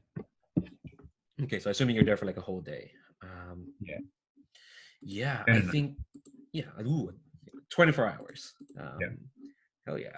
So I think what you see is here's what you notice. People when you see people walk near the street towards the auction house, you always see them take another way, as if like something feels weird about the house. Only when you see like when you see like regular people or most of the people who try to walk by, they try to avoid the house if they can. When you see people walk up to it, you can tell when they cross like some sort of threshold. You see them kind of like shiver a bit, kind of like feels like they're cold, and then they go to the front door. And they knock, um, and it's kind of like all sorts. I think I think I don't want to use the same complication I threw at you last time. No, you won't see Steiner. I think yeah, it's all different types of I think you'll see like if you didn't see this, but Redcoat saw one of Bear's lieutenants or one of Bear's goons, kind of like the one of the goons that like the widow spiked their drink. Will walk up and grab like a box. Everyone leaves with like the same shape, the same kind of box. It's like this, like small. It's like a drawer size box, and what you notice, like it is a variety of people. It's like it's almost indiscriminate. It's like this snuff is being passed to so many people that it's weird that no one has like tried to break into this place, just take it for themselves. But I think you just see it like here's the other thing you notice as well, and I'll tie this into you hung out with Dr. Ravenglass, so you know that like none of the people who walk by here, they're affiliated with like occult stuff. Foghounds, they do criminal stuff. You see like some crows, they do leg breaking. That's what they do. But like none of here like traffic in occult stuff. In fact, if not for you knowing Dr. Ravenglass, I don't think you would even notice that like there's a weird threshold that's kind of like people have to cross. People just think it's cold and spooky here. But you rolled a 5, so let's hit you with a complication. I think we do have an outstanding clock here with spirit's attention in the crew sheet. I'm gonna add 2 ticks to that. Do you want to resist that? Or do you want to just keep that? No, I think it'd be cooler to keep it. Okay, all right. I think how that translates. I think for like a second, a shiver. You feel a shiver, not go up to your spine, like pass through you from like left to right. It's weird. Shivers don't work like that. At least I don't think so. I don't know. I think we can say that like maybe that's why he leaves. Like he's planning to do a longer stakeout, and then he feels that shiver himself, so he bails. He displaces. That makes sense. All right. So okay, that's some really cool info there. All right, what about Redcoat or let me look up what is Dr. Ravenglass's the Raven Doctor. Jesus Christ. Yes, I have an idea actually what I want to do. Because I found out that these whatever they're doing to that demon weed is attracting ghosts. So I imagine that the process of doing this would attract ghosts as well. And I want to find out. I want to go and I think. Wait a minute. I have a thing. That's a key that won't help me. But I have whatever a lightning hook is. Lightning hook. Let me find that. It's in the PDF. Is that a thing that lets you grab ghosts? Is that like from Ghost Rail? Yeah. It's a long two-handed pole with a loop of heavy wire, suitable for grappling a spirit and dragging to a spirit bottle. Very nice. Yeah. I think I want to modify that a bit, just to use it as some kind of like you use a tuning fork when you strike it down, and there is this note. And I want to walk around and find out where the ghosts are going, how the ghost field in the city is behaving, because I believe this would have an influence, just to see if I can find any place that is thick with ghost activity and also might be used as a manufactory, is that a word? Something like that. Yeah. What are you rolling for this? A tune, obviously. Hell yeah. I think this is you're doing this in like in the comfort of the place, but you're interacting with the ghost field. There's always some risk when you interact with the ghost field. Yeah. If you were a higher tier, I'd say no, but you're tier 0, so yeah, I'd say there is some risk. I'm gonna say but you're a spirit warden, so I'm gonna say again risky standard. Oh wait, no, you gotta find lightning hook. Risky great. Okay, cool. Risky, great. And great will affect like the number of the amount of info you get from this. But, Okay. yeah. Is there a way I can manufacture some bonus dice or? Yeah, you can push yourself because it's an action roll. Push yourself or take a devil's Oh. bargain. I would push myself and I would get how many stress? 2? 2 stress. 2 stress. Devil's bargain. What would that entail? What would that entail? I think I'm going to start another clock. It's another 4-step clock. It's I might have an idea actually. Oh, okay, yeah, go ahead. Because I might use the demon weed myself just to find more, because I would be more attuned with the whole thing, right, if I took it. And I think that might push me towards some kind of, I mean, this stuff is pretty addictive, isn't it? Like a hooked on snuff clock. Yeah. Yeah, like that. Would that be a useful devil's bargain? Yeah, and it's gonna be 4 steps because demon weed is strong. Yes. Okay. Put that in your sheet. Cool. Yeah. Well, but first I will roll my dice. Yes. Yeah, that's a 5. That's a 5. That's fine. So yeah, I think so you want to attune to like the ghost field and figure out like what's happening to the ghost near the Ravenglass house. Yeah, just generally find anything weird, probably close to the house where it's contributed, because I imagine that they don't want to cart it across the whole city.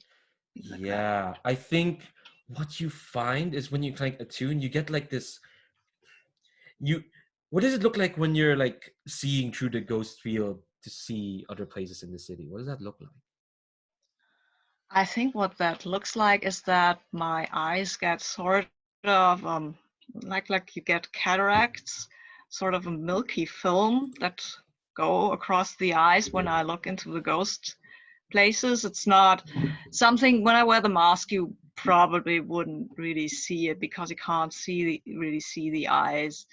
But if you look closely, you can see that the eyes are very kind of a milky grayish. They look really strange. That's why the Raven Doctor usually wears his mask when he does this stuff, because he's been told that it looks kind of weird and kind of uncouth even. Somebody told him that he's easily influenced by other people's ideas. Yeah, I think you get in your mind's eye, you see like you're looking towards the auction house, and then you see like kind of like almost the walls kind of melt away, but the shape of the auction house is still there, and you can see that the house is lined with ghosts. Whoa. Ghosts are being like taken and like stitched up in the shape of this house. And because you rolled a 5 in a kind of risky grade, I'll tell you, you can see that like this is a defensive structure. Oh, okay. This is not what they're doing here, but this is what they're doing to protect themselves from intruders. Mm-hmm. Okay. They're stitching up ghosts. Wow. Okay. That is unsettling. Yeah. A little. Here's the complications. You rolled a 5. You hear a voice in your head. What does Lord Scurlock sound like? Lord Scurlock sounds very old-fashioned, I imagine, in the way he talks, in the way he enunciates. Have you ever heard the original Shakespeare canned? Sounds almost like a pirate, actually. Yeah, it's weird, but it kind of does. And So he kind of sounds like a posh pirate. He doesn't realize that he sounds like a pirate, though. He thinks he just talks like everybody should talk like that. I think posh pirate is beyond my capabilities, but Sorry. no, it's fine. It's fine. No, it doesn't matter if I can do it or not. What matters is that we know what it properly sounds like in our head. And I can see Will's wheels turning in his head. I think like you hear you hear this posh pirate voice kind of go like, I think he says something along the lines of, I want to get the word peeping in it for sure, because you've been yo the bottle very expensive, Rob. Thanks, Jim. Sorry, the posh pirate is discombobulating my head in a moment, but I think I think you hear his voice kind of like he's muttering to himself. He's saying along the lines of,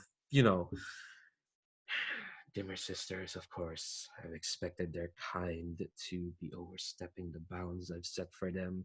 Do they not know that these risks they're taking, they've never been concerned with theory. They think practice is everything. Practice comes from theory. And I think like you hear him kind of start and you feel his gaze upon you. And you feel you don't know how you feel, so you can't see him, but you feel like his head kind of cocking, and he says, Dr. Ravenglass, I presume. You're muted, Sabine. Yes, Lord Scurlock. You will find it unusual, but I absolutely agree with you.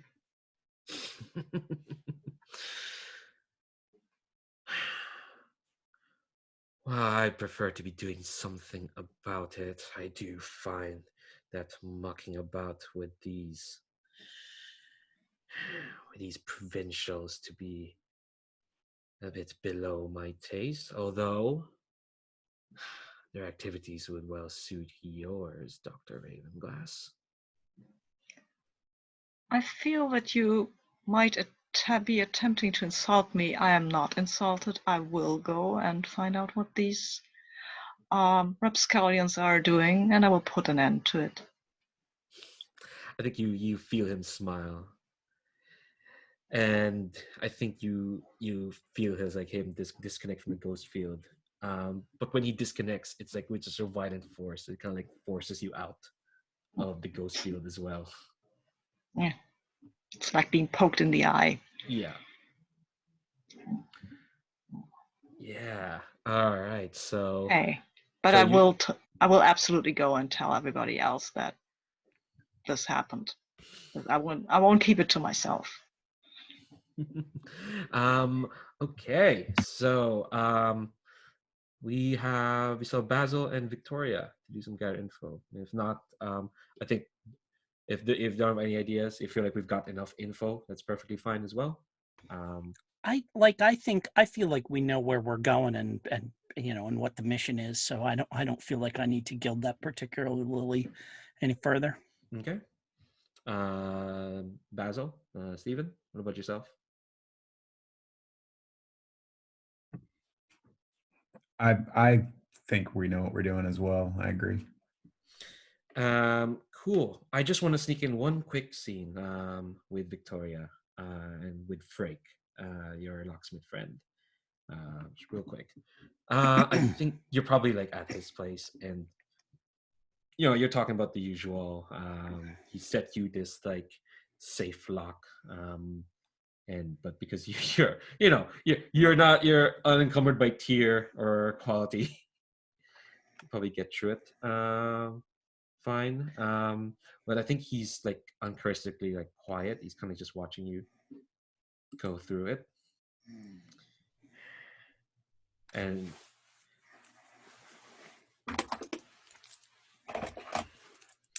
yeah.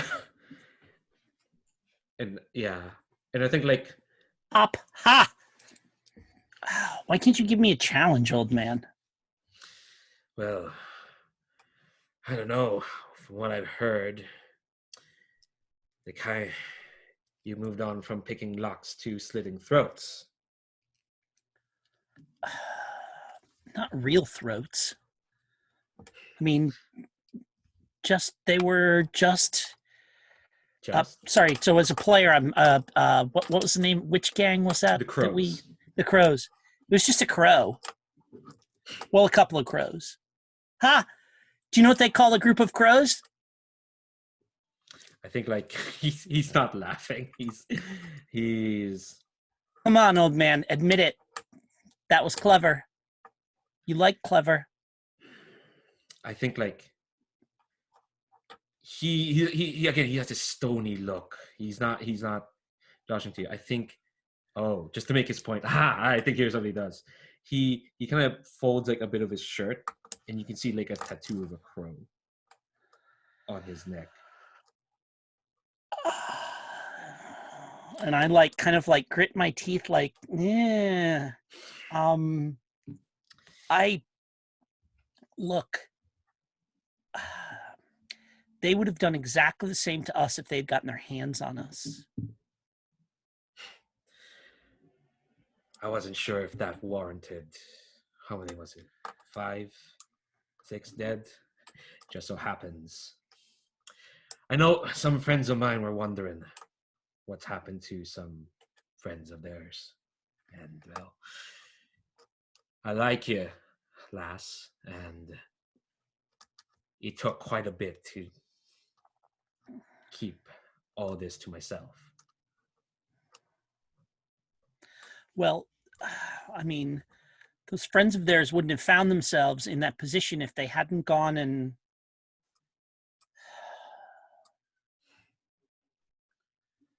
Well, what do you expect me to do if we are set upon by murderous thugs? I'm not expecting you to do anything more than what you need to do, but Lass, I think you just have to appreciate that it's hard to see you all smiley and happy, popping locks, knowing that, well, again, the number of it, it's just, I think like he is a bit lost for words. And he says, yeah, I didn't teach you to do what you can do so that you can put it towards snuffing lives. I know what you need to do, but I would ask, whatever job you do next, if there aren't, do what you need to do, but the less corpses we have in Doskvol, the better.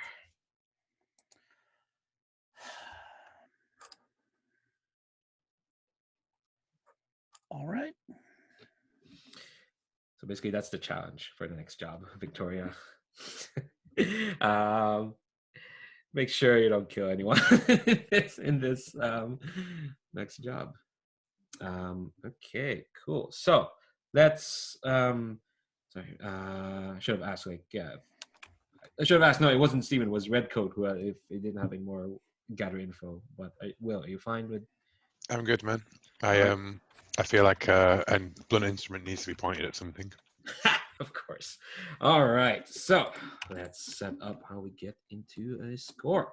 So I was like reading out the engagement rule in the book.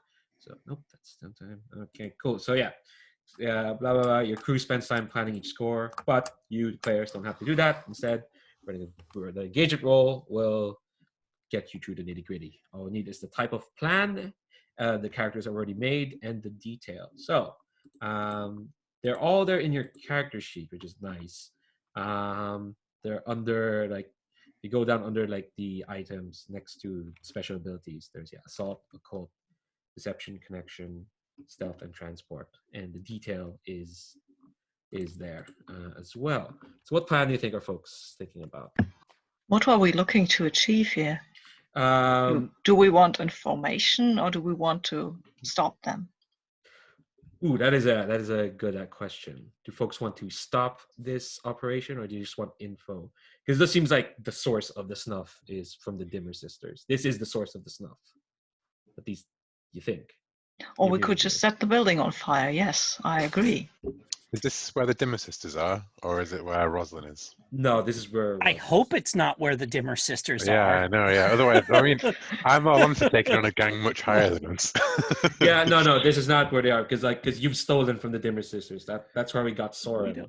we don't want this to be where the Dimmer sisters are. We don't want this to be where even one of the Dimmer sisters is, Well, that's let what you alone think. all of them. Yeah, I think we want. So it sounds like we really want to find our way towards the Dimmer sisters, towards the we want to.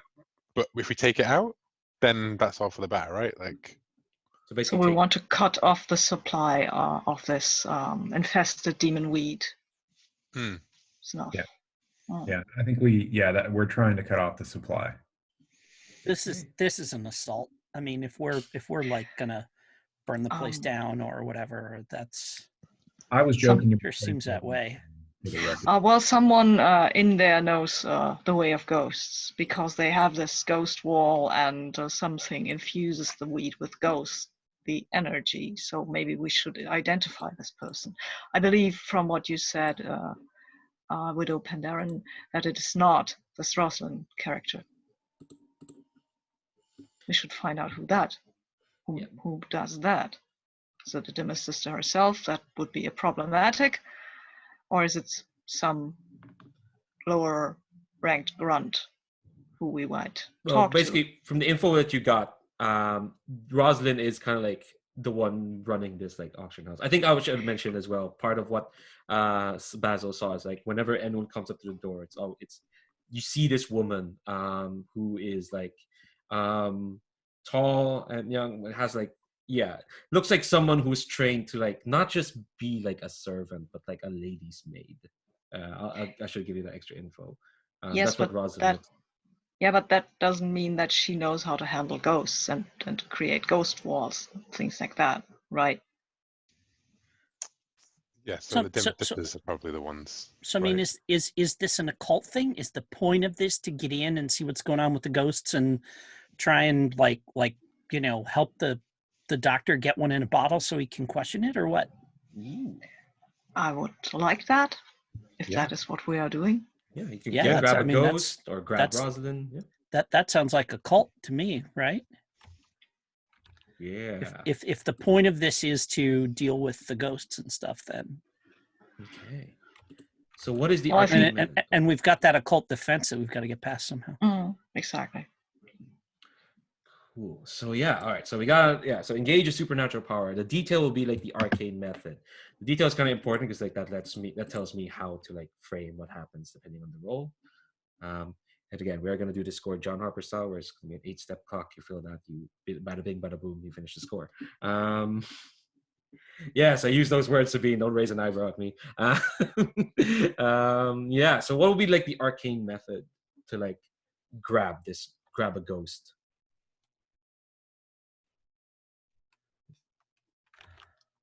You do have like a spirit warden with you. Yeah, I can try to extricate a ghost from the wall if I'm in the right position, I guess. With my whatever the thing is called, lightning thing. Your Lightning hook. With my lightning hook. Can we use our, because we've got favors as a gang thing, right? Yes. Can we spend a rep to get our butler to help us with this? Our ghost butler? Ooh, yes. Who we rescued from the Dimmer sisters, I seem to remember. Oh my God, that's right. Yeah. Yeah. Oh, he might have even been here at one time. Ooh, yeah. So, if you spend a rep, I'll say that, that will be like the engaging superpower, the natural arcane method, and that will be...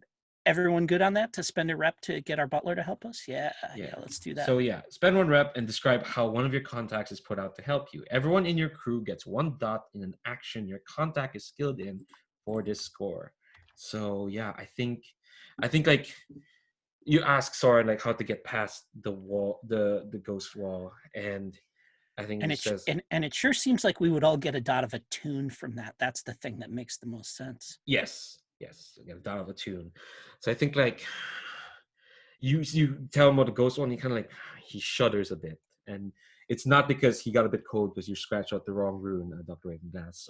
There was like an hour where it was really chilly, where in his plane because of a wrong rune, but like no, I think that this one shivers just like bad memories, and he says, "The ghost wall, or as the Dimmer sisters like to call it, their fortifications. It is a subtle trap for it. It physically it adds nothing to the building. The building is still corporeal, but if one enters the building without attuning to the wall, you are plunged into a dreamscape of the Dimmer sisters making. That sounds decidedly unpleasant. Well, I just was going to say interesting, but when Victoria says that sounds well. Yes, definitely.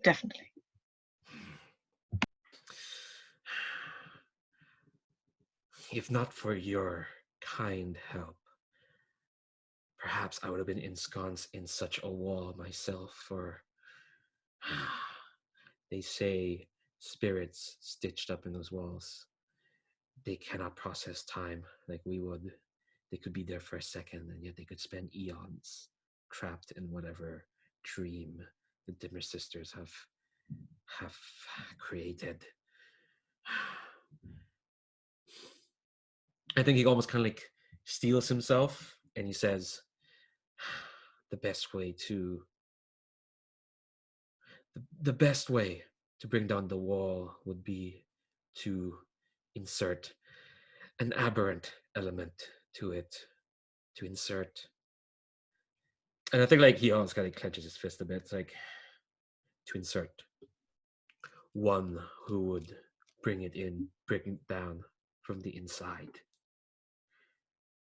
And I think like you know what he's gonna like say. I think, and I don't know if anyone in the crew would disagree, but like, probably you probably expected one of you to say that. It would have to be a ghost. Yes. Or could it be someone pretending to be a ghost? It could, but the repercussions would be dire. The possible complications would be dire.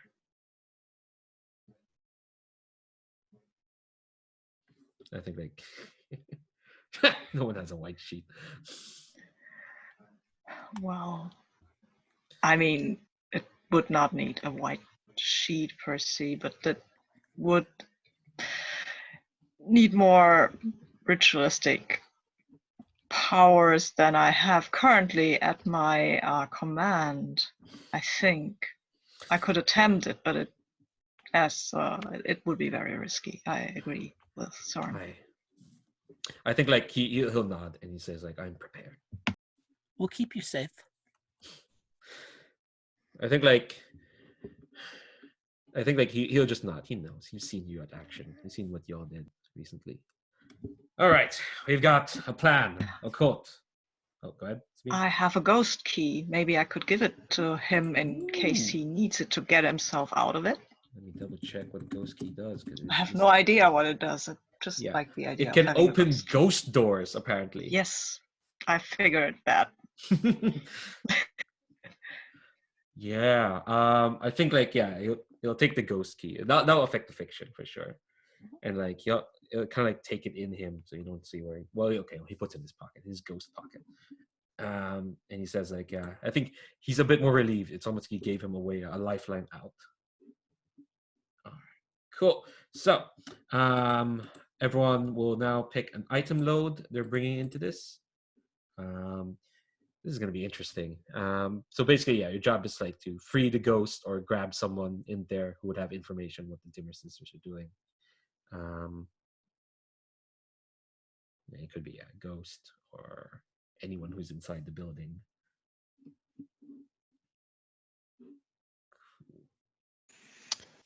I think I'm going to go with normal load. Okay. I'm always curious how the widow Penderin prepares for these jobs. Yeah, I've just gone with a light load. Once again, I don't think Widow Penderin is looking particularly out of the ordinary. I'll have to come up with a score that like put you all in like a semi-normal place. What Just that looks one like. question. The load here works that I say what load I go in with and then fill the load up as I see fit, right? Yes, yeah. You don't have to Okay. pick any items now. Okay, But like, cool. I wasn't sure. and Stephen, what's your load situation gonna be? I'm gonna go with light. So the assumption is that everything on load we have access to. So Yes. Okay. Yeah, all your items there, you all have that. Even stuff you've lost, you get that in between scores. Because there could be a complication, like your rifle gets knocked out, or you lose your weapon gets blown up or something. But you always Demolition. I have demolition tools. I'm just saying. get that. I also have a point of wreck. Okay. Wait, how? Okay. All right. So everyone has a point in tune for this score. I guess we just roll engagement. And again, we're gonna do this John Harper style. It's gonna be a clock because I'm conscious of the time. All right. And again, if there's like details you want to fill in, there's flashbacks for that. Say like, you prepared for this, etc., etc. All right. So start with 1 dice for luck, and then major advantages and disadvantages. Is this operation particularly bold or daring? Yes, I think so. Well, yeah, you're taking on ghosts, a lot of them apparently, enough to make a wall. Is this operation overly complex or contingent on many factors? No, it's kind of like the previous score. Get in, grab info, get out. It's pretty good. So you don't lose a die. Does the plan's detail expose a vulnerability of the target, hit them at their weakest? I'm gonna say yes because Soren knows about that. So 3. And so is this target strongest against his approach? Nope, we just said no. Can any of your friends or contacts provide aid or insight for this operation? I'm gonna count what Soren did. So it's you're 4 dice now, which is fab. Are any enemies or rivals interfering in the operation? I'm gonna say yes. Well, actually no, because I think Scurlock will be fine if the Dimmer sisters are taken out. I think Scurlock would be totally okay with that, honestly. Actually, no, I'm looking at your rivals list. I know how one of them could be interfering with this. I know which one. I'm not gonna say which one, but I'm taking away a die. Sorry. So that's 3 dice. Are there any more elements you want to consider? They're tier 2 Dimmer sisters, so I'm gonna take away another die. But here's something I forgot. You picked interference as a preferred score type. That actually adds a die when you do something like that. When you interfere with a criminal crime organization's like workings. So I'm gonna add another dice here. 3 dice. You guys is good. And we also add one from my weaving the web thingy. Yeah, 4 dice.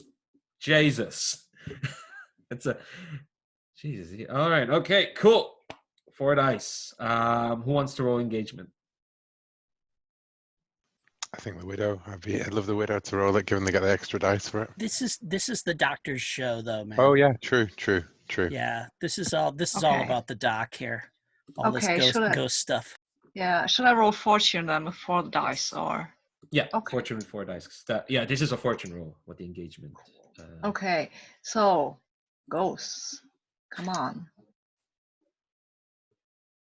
I have clicked submit. Nothing has happened. Oh, that is weird. It's Huh. ghost dice. You see? Yeah, oh no, alright. I just forgot to add notes. So here I am. The crew I've got sheet. to- The crew sheet actually has a roll engagement button on it. Oh. Does Oh, it? Yeah. Huh. does it? Okay, so I should I mean- use that one? You roll the 5. You want to let go of the 5 and try something else. I'm down for it. I mean, I'd be down for trying the crew sheet thing, roll engagement. It's still just 4 dice though. Yeah. Yeah, I know, but I'll do that. No, not 3. Come on. Yeah, so there you go. You get a 6. Ha. Amazing. Ha. Thanks for noticing that, Victoria. Hell yeah. Jim. So you're going to start in a control position, which is fab. So here's what it looks like. I think when we cut into the action, I think you all... okay, here's what it is. I think Soren, I think you're all kind of positioned outside, and Soren will concentrate and he'll kind of fade into the ghost field and kind of fade into the auction house.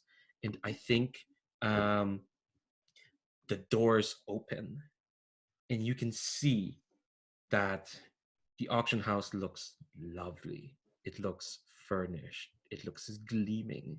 It looks like when you see through the doors, you see this entry hall, and it looks pristine. It looks perfect. But when you look at it too hard, you see suddenly the image kind of flickers a bit, and it's like this ghostly sheen kind of flickers around it.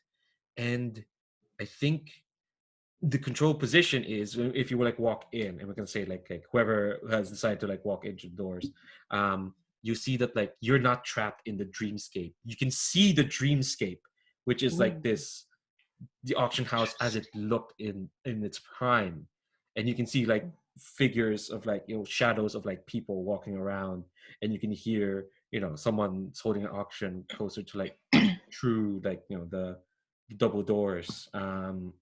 You can hear some yelling or whatnot. The ghost wall is still there, but you're not gonna get caught in the dreamscape. Soren has done his job. That's your control position. So yeah. So let's say the entry hall is open. You can tell me where everyone is, and what they look like as well. Because in their superheroing gear. Obviously, Widow is the Widow, so it's not gonna look like that. But there's no one at the entry hall. I think you get the sense that the Dimmer sisters, or at least whoever's in here, was relying a lot on the ghost wall. So there's actually you don't see anyone in there, at least in the entrance hall. Yeah, I'm gonna put. I forgot to add the clocks token again. So in the crew sheet, I'm gonna add an 8-step clock. It is info on demon weed, and again, once you fill that up to either you survey around, or you kidnap someone, or try to get a ghost out, or just any action that will go to fitting that clock will be we'll count to that. So, who wants to go first? You can go first. I mean, I imagine that Dr. Ravenglass or the Raven Doctor in this instance, will walk in first. He is wearing this plague doctor mask that has this huge beak, and is covered with a hood and a hat and some kind of cloaky coat. Yeah, all in black, obviously, except for the plague mask, which is bronze. And he walks in with this lightning hook in his hand. It's not a small thing. It's pretty big. He's walking in rather confidently. Looks at this dreamscape, which is interesting in and of itself, but right now is not the proper time to study this. Might come back, or no. Well, not now. And he will then walk in and look around and see if he can probably just find maybe the place where the demon weed is prepared to be special. Ooh. Yeah, how are you searching for that? Are you attuning to something? Are you just serving? Of course, I'm attuning to the ghosts and the energy of the ghosts. See where that guides me. Use the force. I think if Dr. Raven strides confidently in through this door, I think in the background of the panel you can see Red Cloak just sort of looming behind like a security detail, off in the background. And I'll say, for anyone who hasn't announced their appearance, because you rolled 6, you're in a control position, you can say where you are. Once you go through the double doors, you go inside the auction house, you can you've got control. See, you rolled sixes. Keeps happening. Unlike last time, we rolled a desperate. Yeah. So, all right, this sounds like a roll. You're in a controlled position, attune. I think with the fine lightning hook, see, Dimmer Sisters are tier 2, you're tier 0. Fine lightning hook will bring you up to standard, I'd say.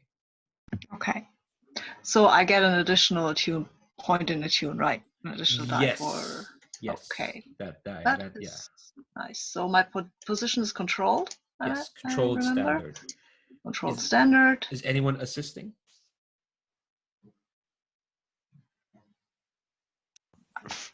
I mean, this seems like the doctor's field, unfortunately, attuning and everything. Although we can do it, can't we? Because we got one attune.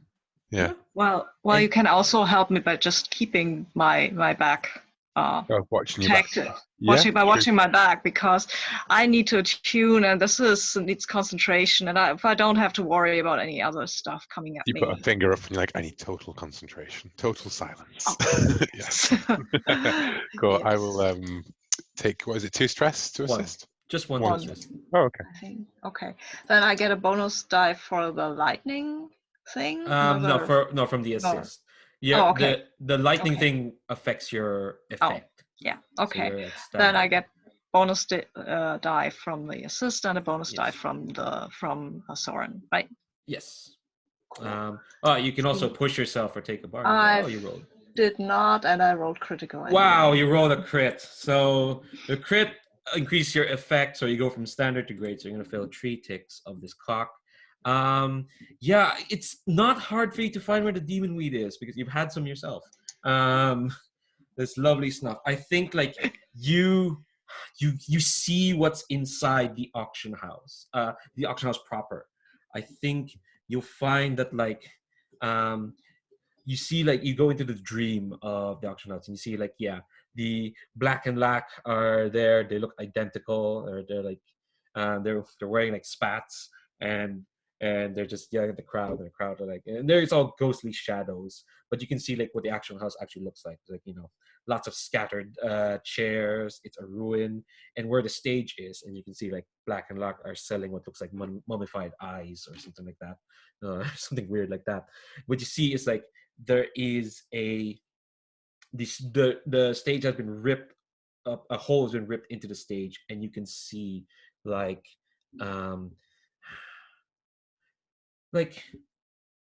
there's a patch of this sort of like strange sort of like weeds kind of like coming up from the ground. Next to it are a bunch of crates as well. I don't know what those crates are in. And standing to the sides of where the stage would be, and kind of like where Black and Lac were, are these 2 hulking sort of, they kind of look like robotic figures. It looks like their chests are like shaped like barrels, but you can tell it's like made of metal and rivets, and they're humanoid shape, and they got these like blocky cylinder heads, and the energy out of them is kind of like it's icky to feel. And you know them because you're a whisper. You know these are hulls. These are robotic figures that's been stuffed with ghosts. That's been animated with a ghost. Fun fact: you can actually become a hull as you play Blades in the Dark if you die. So there's an entire playbook. It's amazing. So there's 2 of them. They're kind of like standing guard around this. I've added 3 ticks. So you don't have to fight Ghost Iron Man. You just have to like either get info on the weed. But they are there as a complication. But because you rolled a controlled great, you can see them. So we've walked straight in, it seems here, but we're still like not being confronted by anything, but we are aware of things within the building. Yes, so, you're still in the entrance hall. There's like 2 double doors. That's where the main auction theater is. That's what Dr. Ravenglass is seeing. So what you need is some of that weed, Doctor. I would prefer some of they have to refine it. I would prefer some instruments of refinery, or Yeah, that would be more useful than the weed. I have some of the weed. Of course, more can't hurt. All right. Not a good yet. So when we're looking at this, like using our kind of ghost vision, do we see where it looks like they might be something like that, like a facility where they're actually refining it? I think I'm gonna add this because again, there's a great you rolled a critical. It's always nice that I think you see that there used to be this used to be like a stage and there's like a curtain and whatnot. But you see the curtain it shifts between the dreamscape and the real world. When it shifts to like the real world, the curtain's now gone and there's like these doors behind where the stage is, and I think the doors open and Rosalind kind of like steps out. Again, she doesn't look like she belongs here. She should be waiting on like I don't know some hoity-toity lady up in the nice district. I forget which one is the nice district. But it looks like her sleeves are pulled up. She's wearing these like gloves. She's got these like weird goggles, and you see like a bit of smoke coming out from the double doors. I'll say right now, I'm not sure if we can finish the score, but like we'll go up to the half-hour mark, and we will like do XP, and then we'll pick up. I think we can still have the 5 of yourselves. I think I don't know because I know Steven, you're not signed up, but I know I think you're on the wait list. So I just stayed up straight up before I don't want to go over again. Is that okay with folks? I think I'm on the wait list. Okay, cool. Well, we can have yourselves. It's fine. So yeah, I think this is the thing where I like we walk so there's like these, we're kind of at the entrance hall and these big double doors like lead into where the auction is going on, and if we just throw them open, like everyone's gonna look at us and know what's going on, right? So so I kind of look around and I get a little like light bulb expression on my face, and I hop up on top of like a little side table, and I reach up and I open up one of the steam grates for the ventilation system, and I say, "Doctor, I will endeavor to get you a sample." And I'm haul myself up, and I'm going to appreciate it, Miss and I'm going to Magpie. I'm going to clamber through the steam grates, bump, bump, bump, bump, bump along right over everyone's head, and, let myself down quietly behind Rosalind where she's looking out at the auction, and tiptoe into those open doors. That's fab. What are you rolling with? Oh, this is Prowl all the way. Hell yeah. This is absolutely controlled. You're still in control position. I'm gonna say, unless you pick equipment or something, I'm gonna say just based on the ghost field and the tier, the dimmer sisters, and it's a bit brazen what you're doing. It's gonna be a bit the effects cover gonna be limited. Sure. I would like to call a flashback to assist here. And I think we flash back to the tower earlier, and we're all sitting around having tea, and the widow says, "Now, dear, one of my girls, she's a secretary down at the city records office, and it happens because the old auction house went out of business, such as it did. The deeds and such ended up with the county examiner." And she unrolls a set of blueprints on the table. I squeal in delight as she does that, and I like yes. Awesome. All right, so take 1 stress for the flashback and another for the assist. Not yet to the convoluted 2 stress flashbacks yet. What's a devil's bargain here? What is a devil's bargain here? I think I don't want to keep making 4-step clocks, but that's the groove I'm in. I've got a choice. Well, I mean, I would take as a devil's bargain like that this is a one-way trip. Like I can sneak in through these pipes, but I've got to get myself out however that happens. Yeah, that sounds good. I mean, I'm not against people giving themselves devil's bargains. It's great. And I mean, that's whatever. That's my suggestion for one that would for like a cool like thing you do to the cat burglar. Yeah. It sounds really cool. I'll take that. I'll take that. I'll offer that. Take that and offer that back to you. You would take that bargain? Yeah, sure. Yeah. Like the steam pressure like sluices me right along, but if I've got to go against it, it'll like I can't do it. Yeah. Something like that. Yeah. Yeah. Or there's like a valve that only goes one way or something. A shutter. It totally makes sense that it would be a shutter that I go out. Yeah. And like it, I can push it this way, but then once it's closed. Here's the thing I'll add to that. The shutter, you can't tell if it's real or part of the dream. It's hard to tell, that's I'm just sort of going with the flow here. Fair enough. Like 2 bonus dice. Okay, cool. So limited. And I'm going to use my so I get 1 bonus die. I'm going to use my devil's bargain for effect. Yes, I'll let you have that. So is what I'm going to do. So yeah, okay. So here we go. So this is prowl. Let me get back to roll 20. Prowl. So this is controlled. Standard effect. 1 bonus die. That's a 5.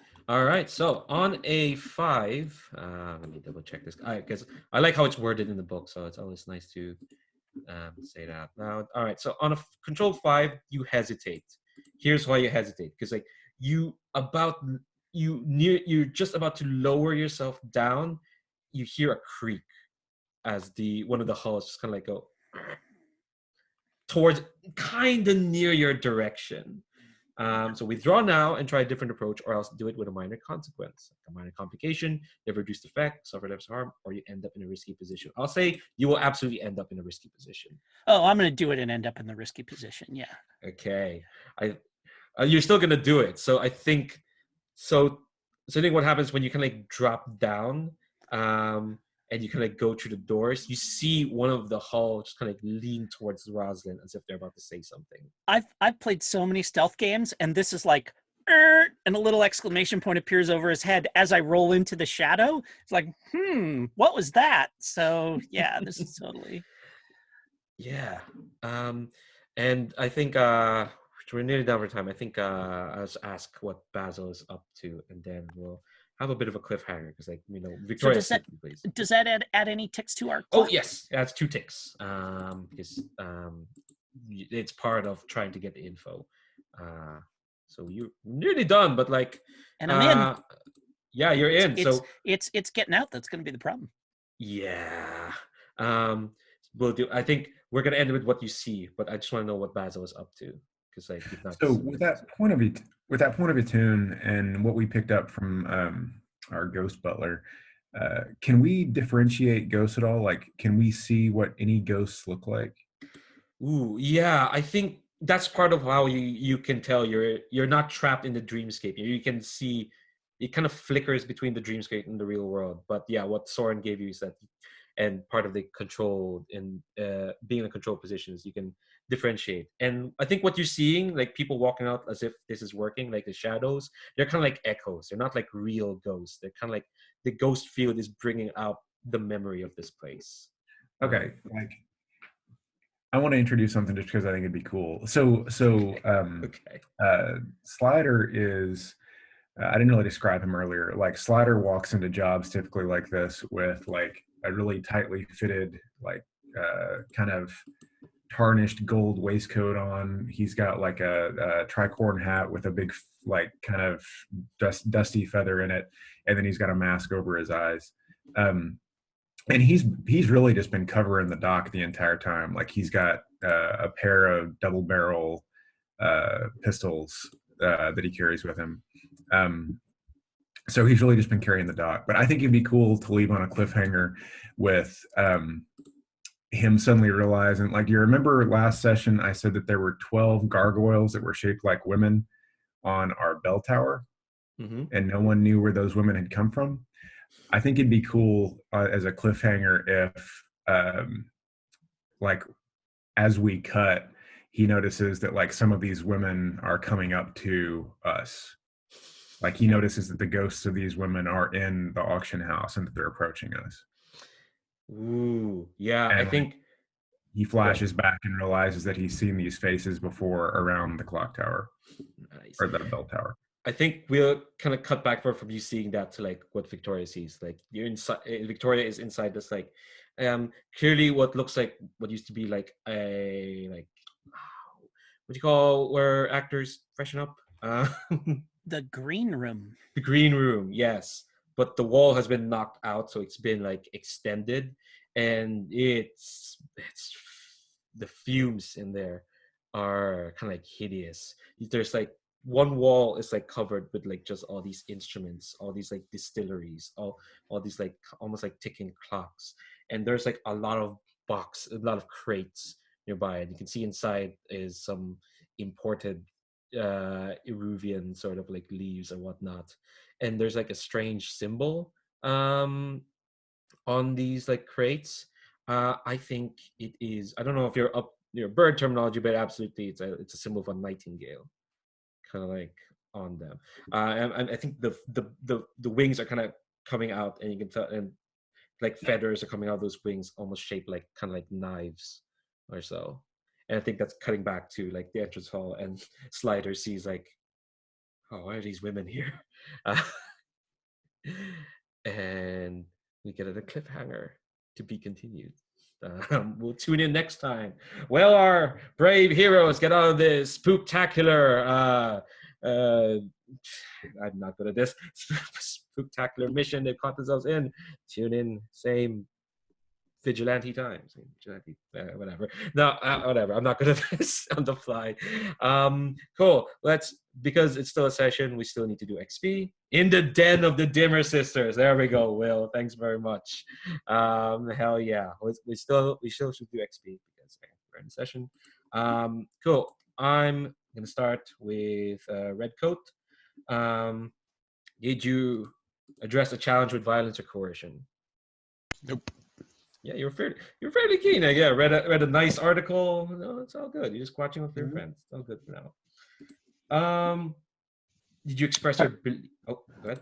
My beliefs, drives, heritage, or background. I don't know. I'd say his drives are like cleaning up these streets, right?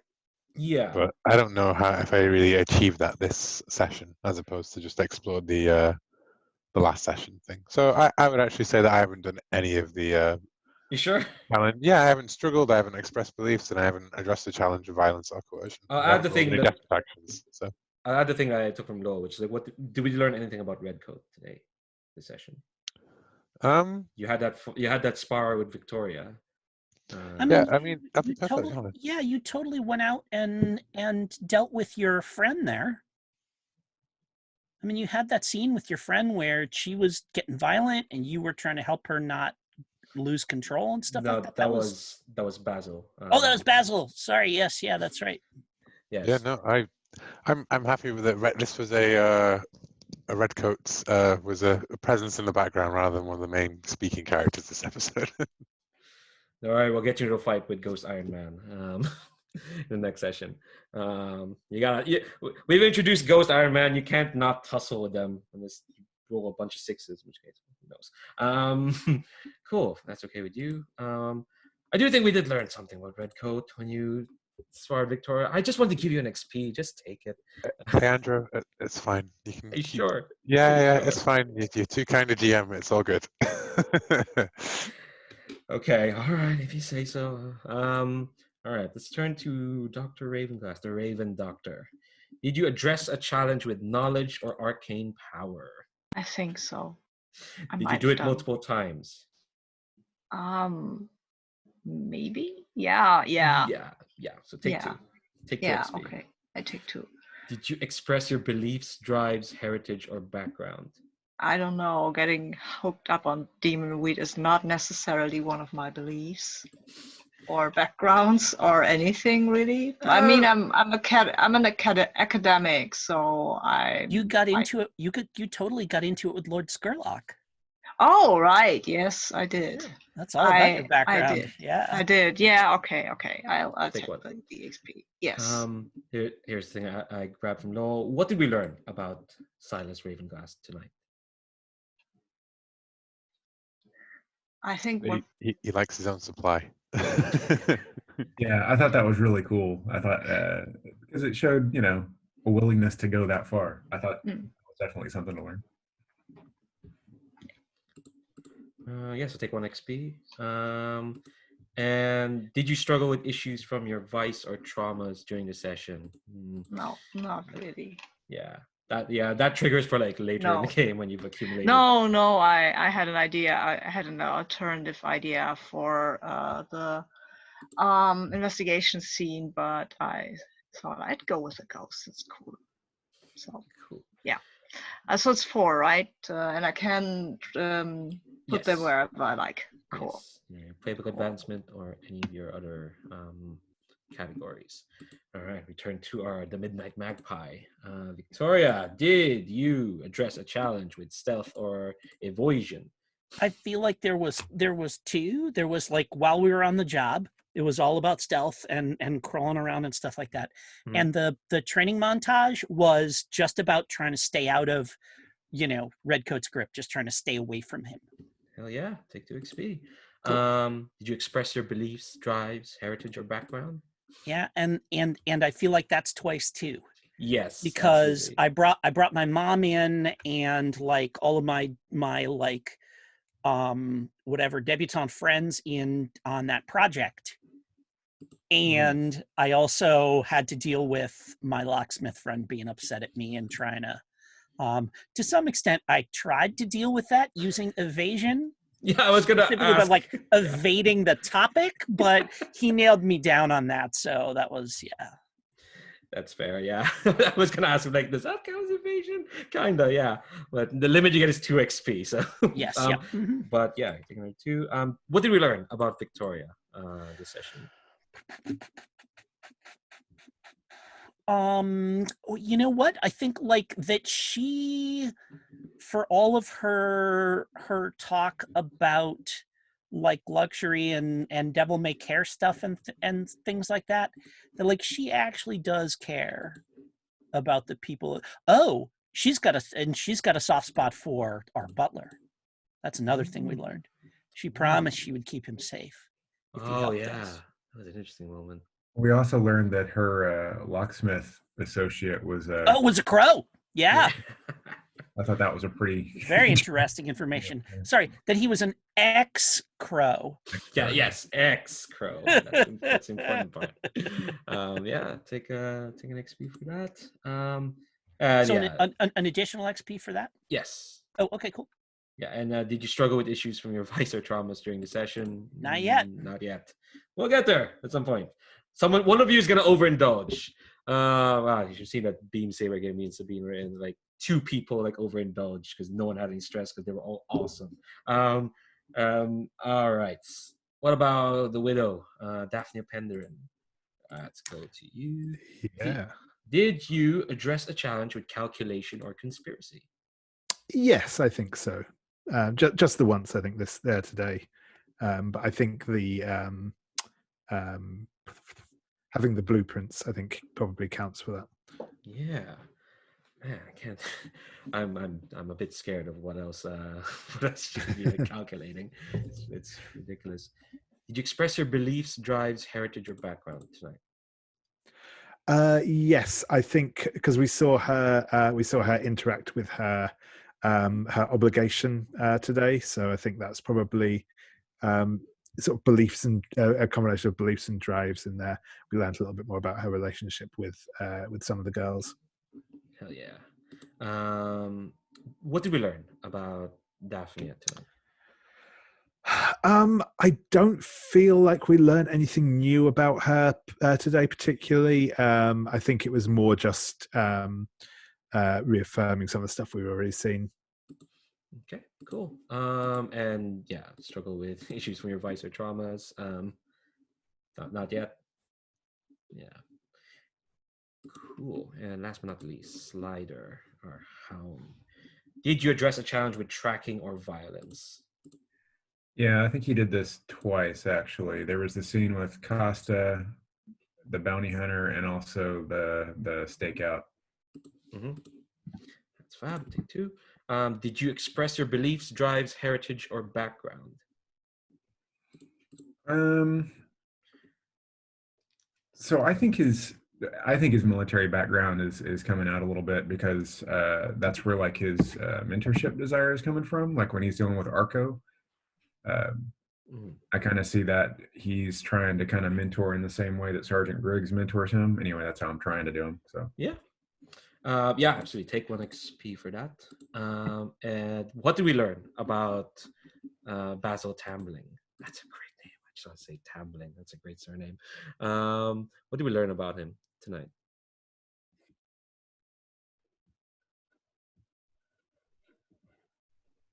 Did anyone else see anything? I kind of know about it. I mean, if we don't think we learned anything new about Basil, that's fine.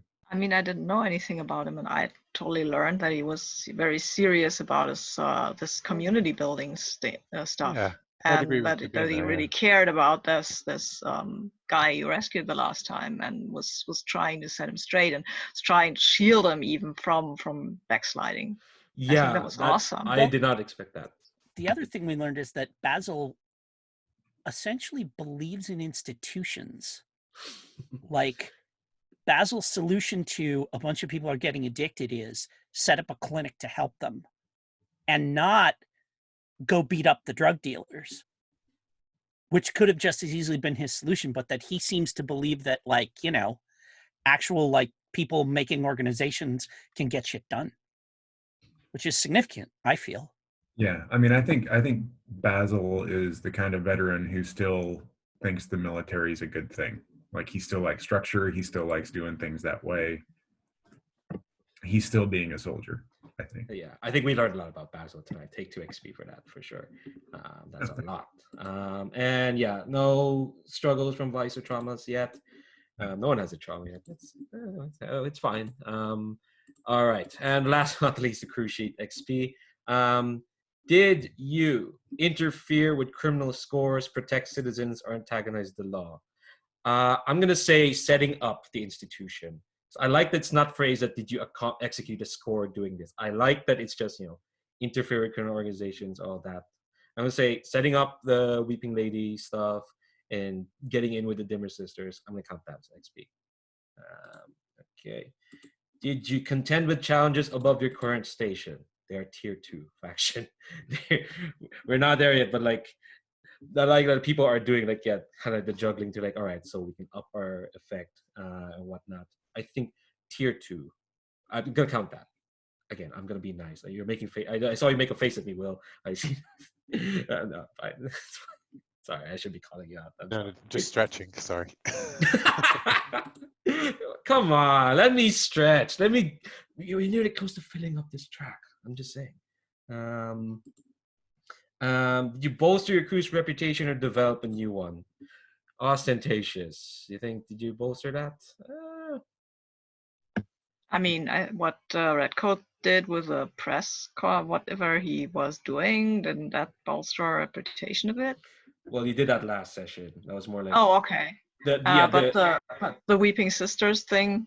I mean, like that might be towards starting to get a new reputation. Yeah. Of actually like putting our money where our mouth is.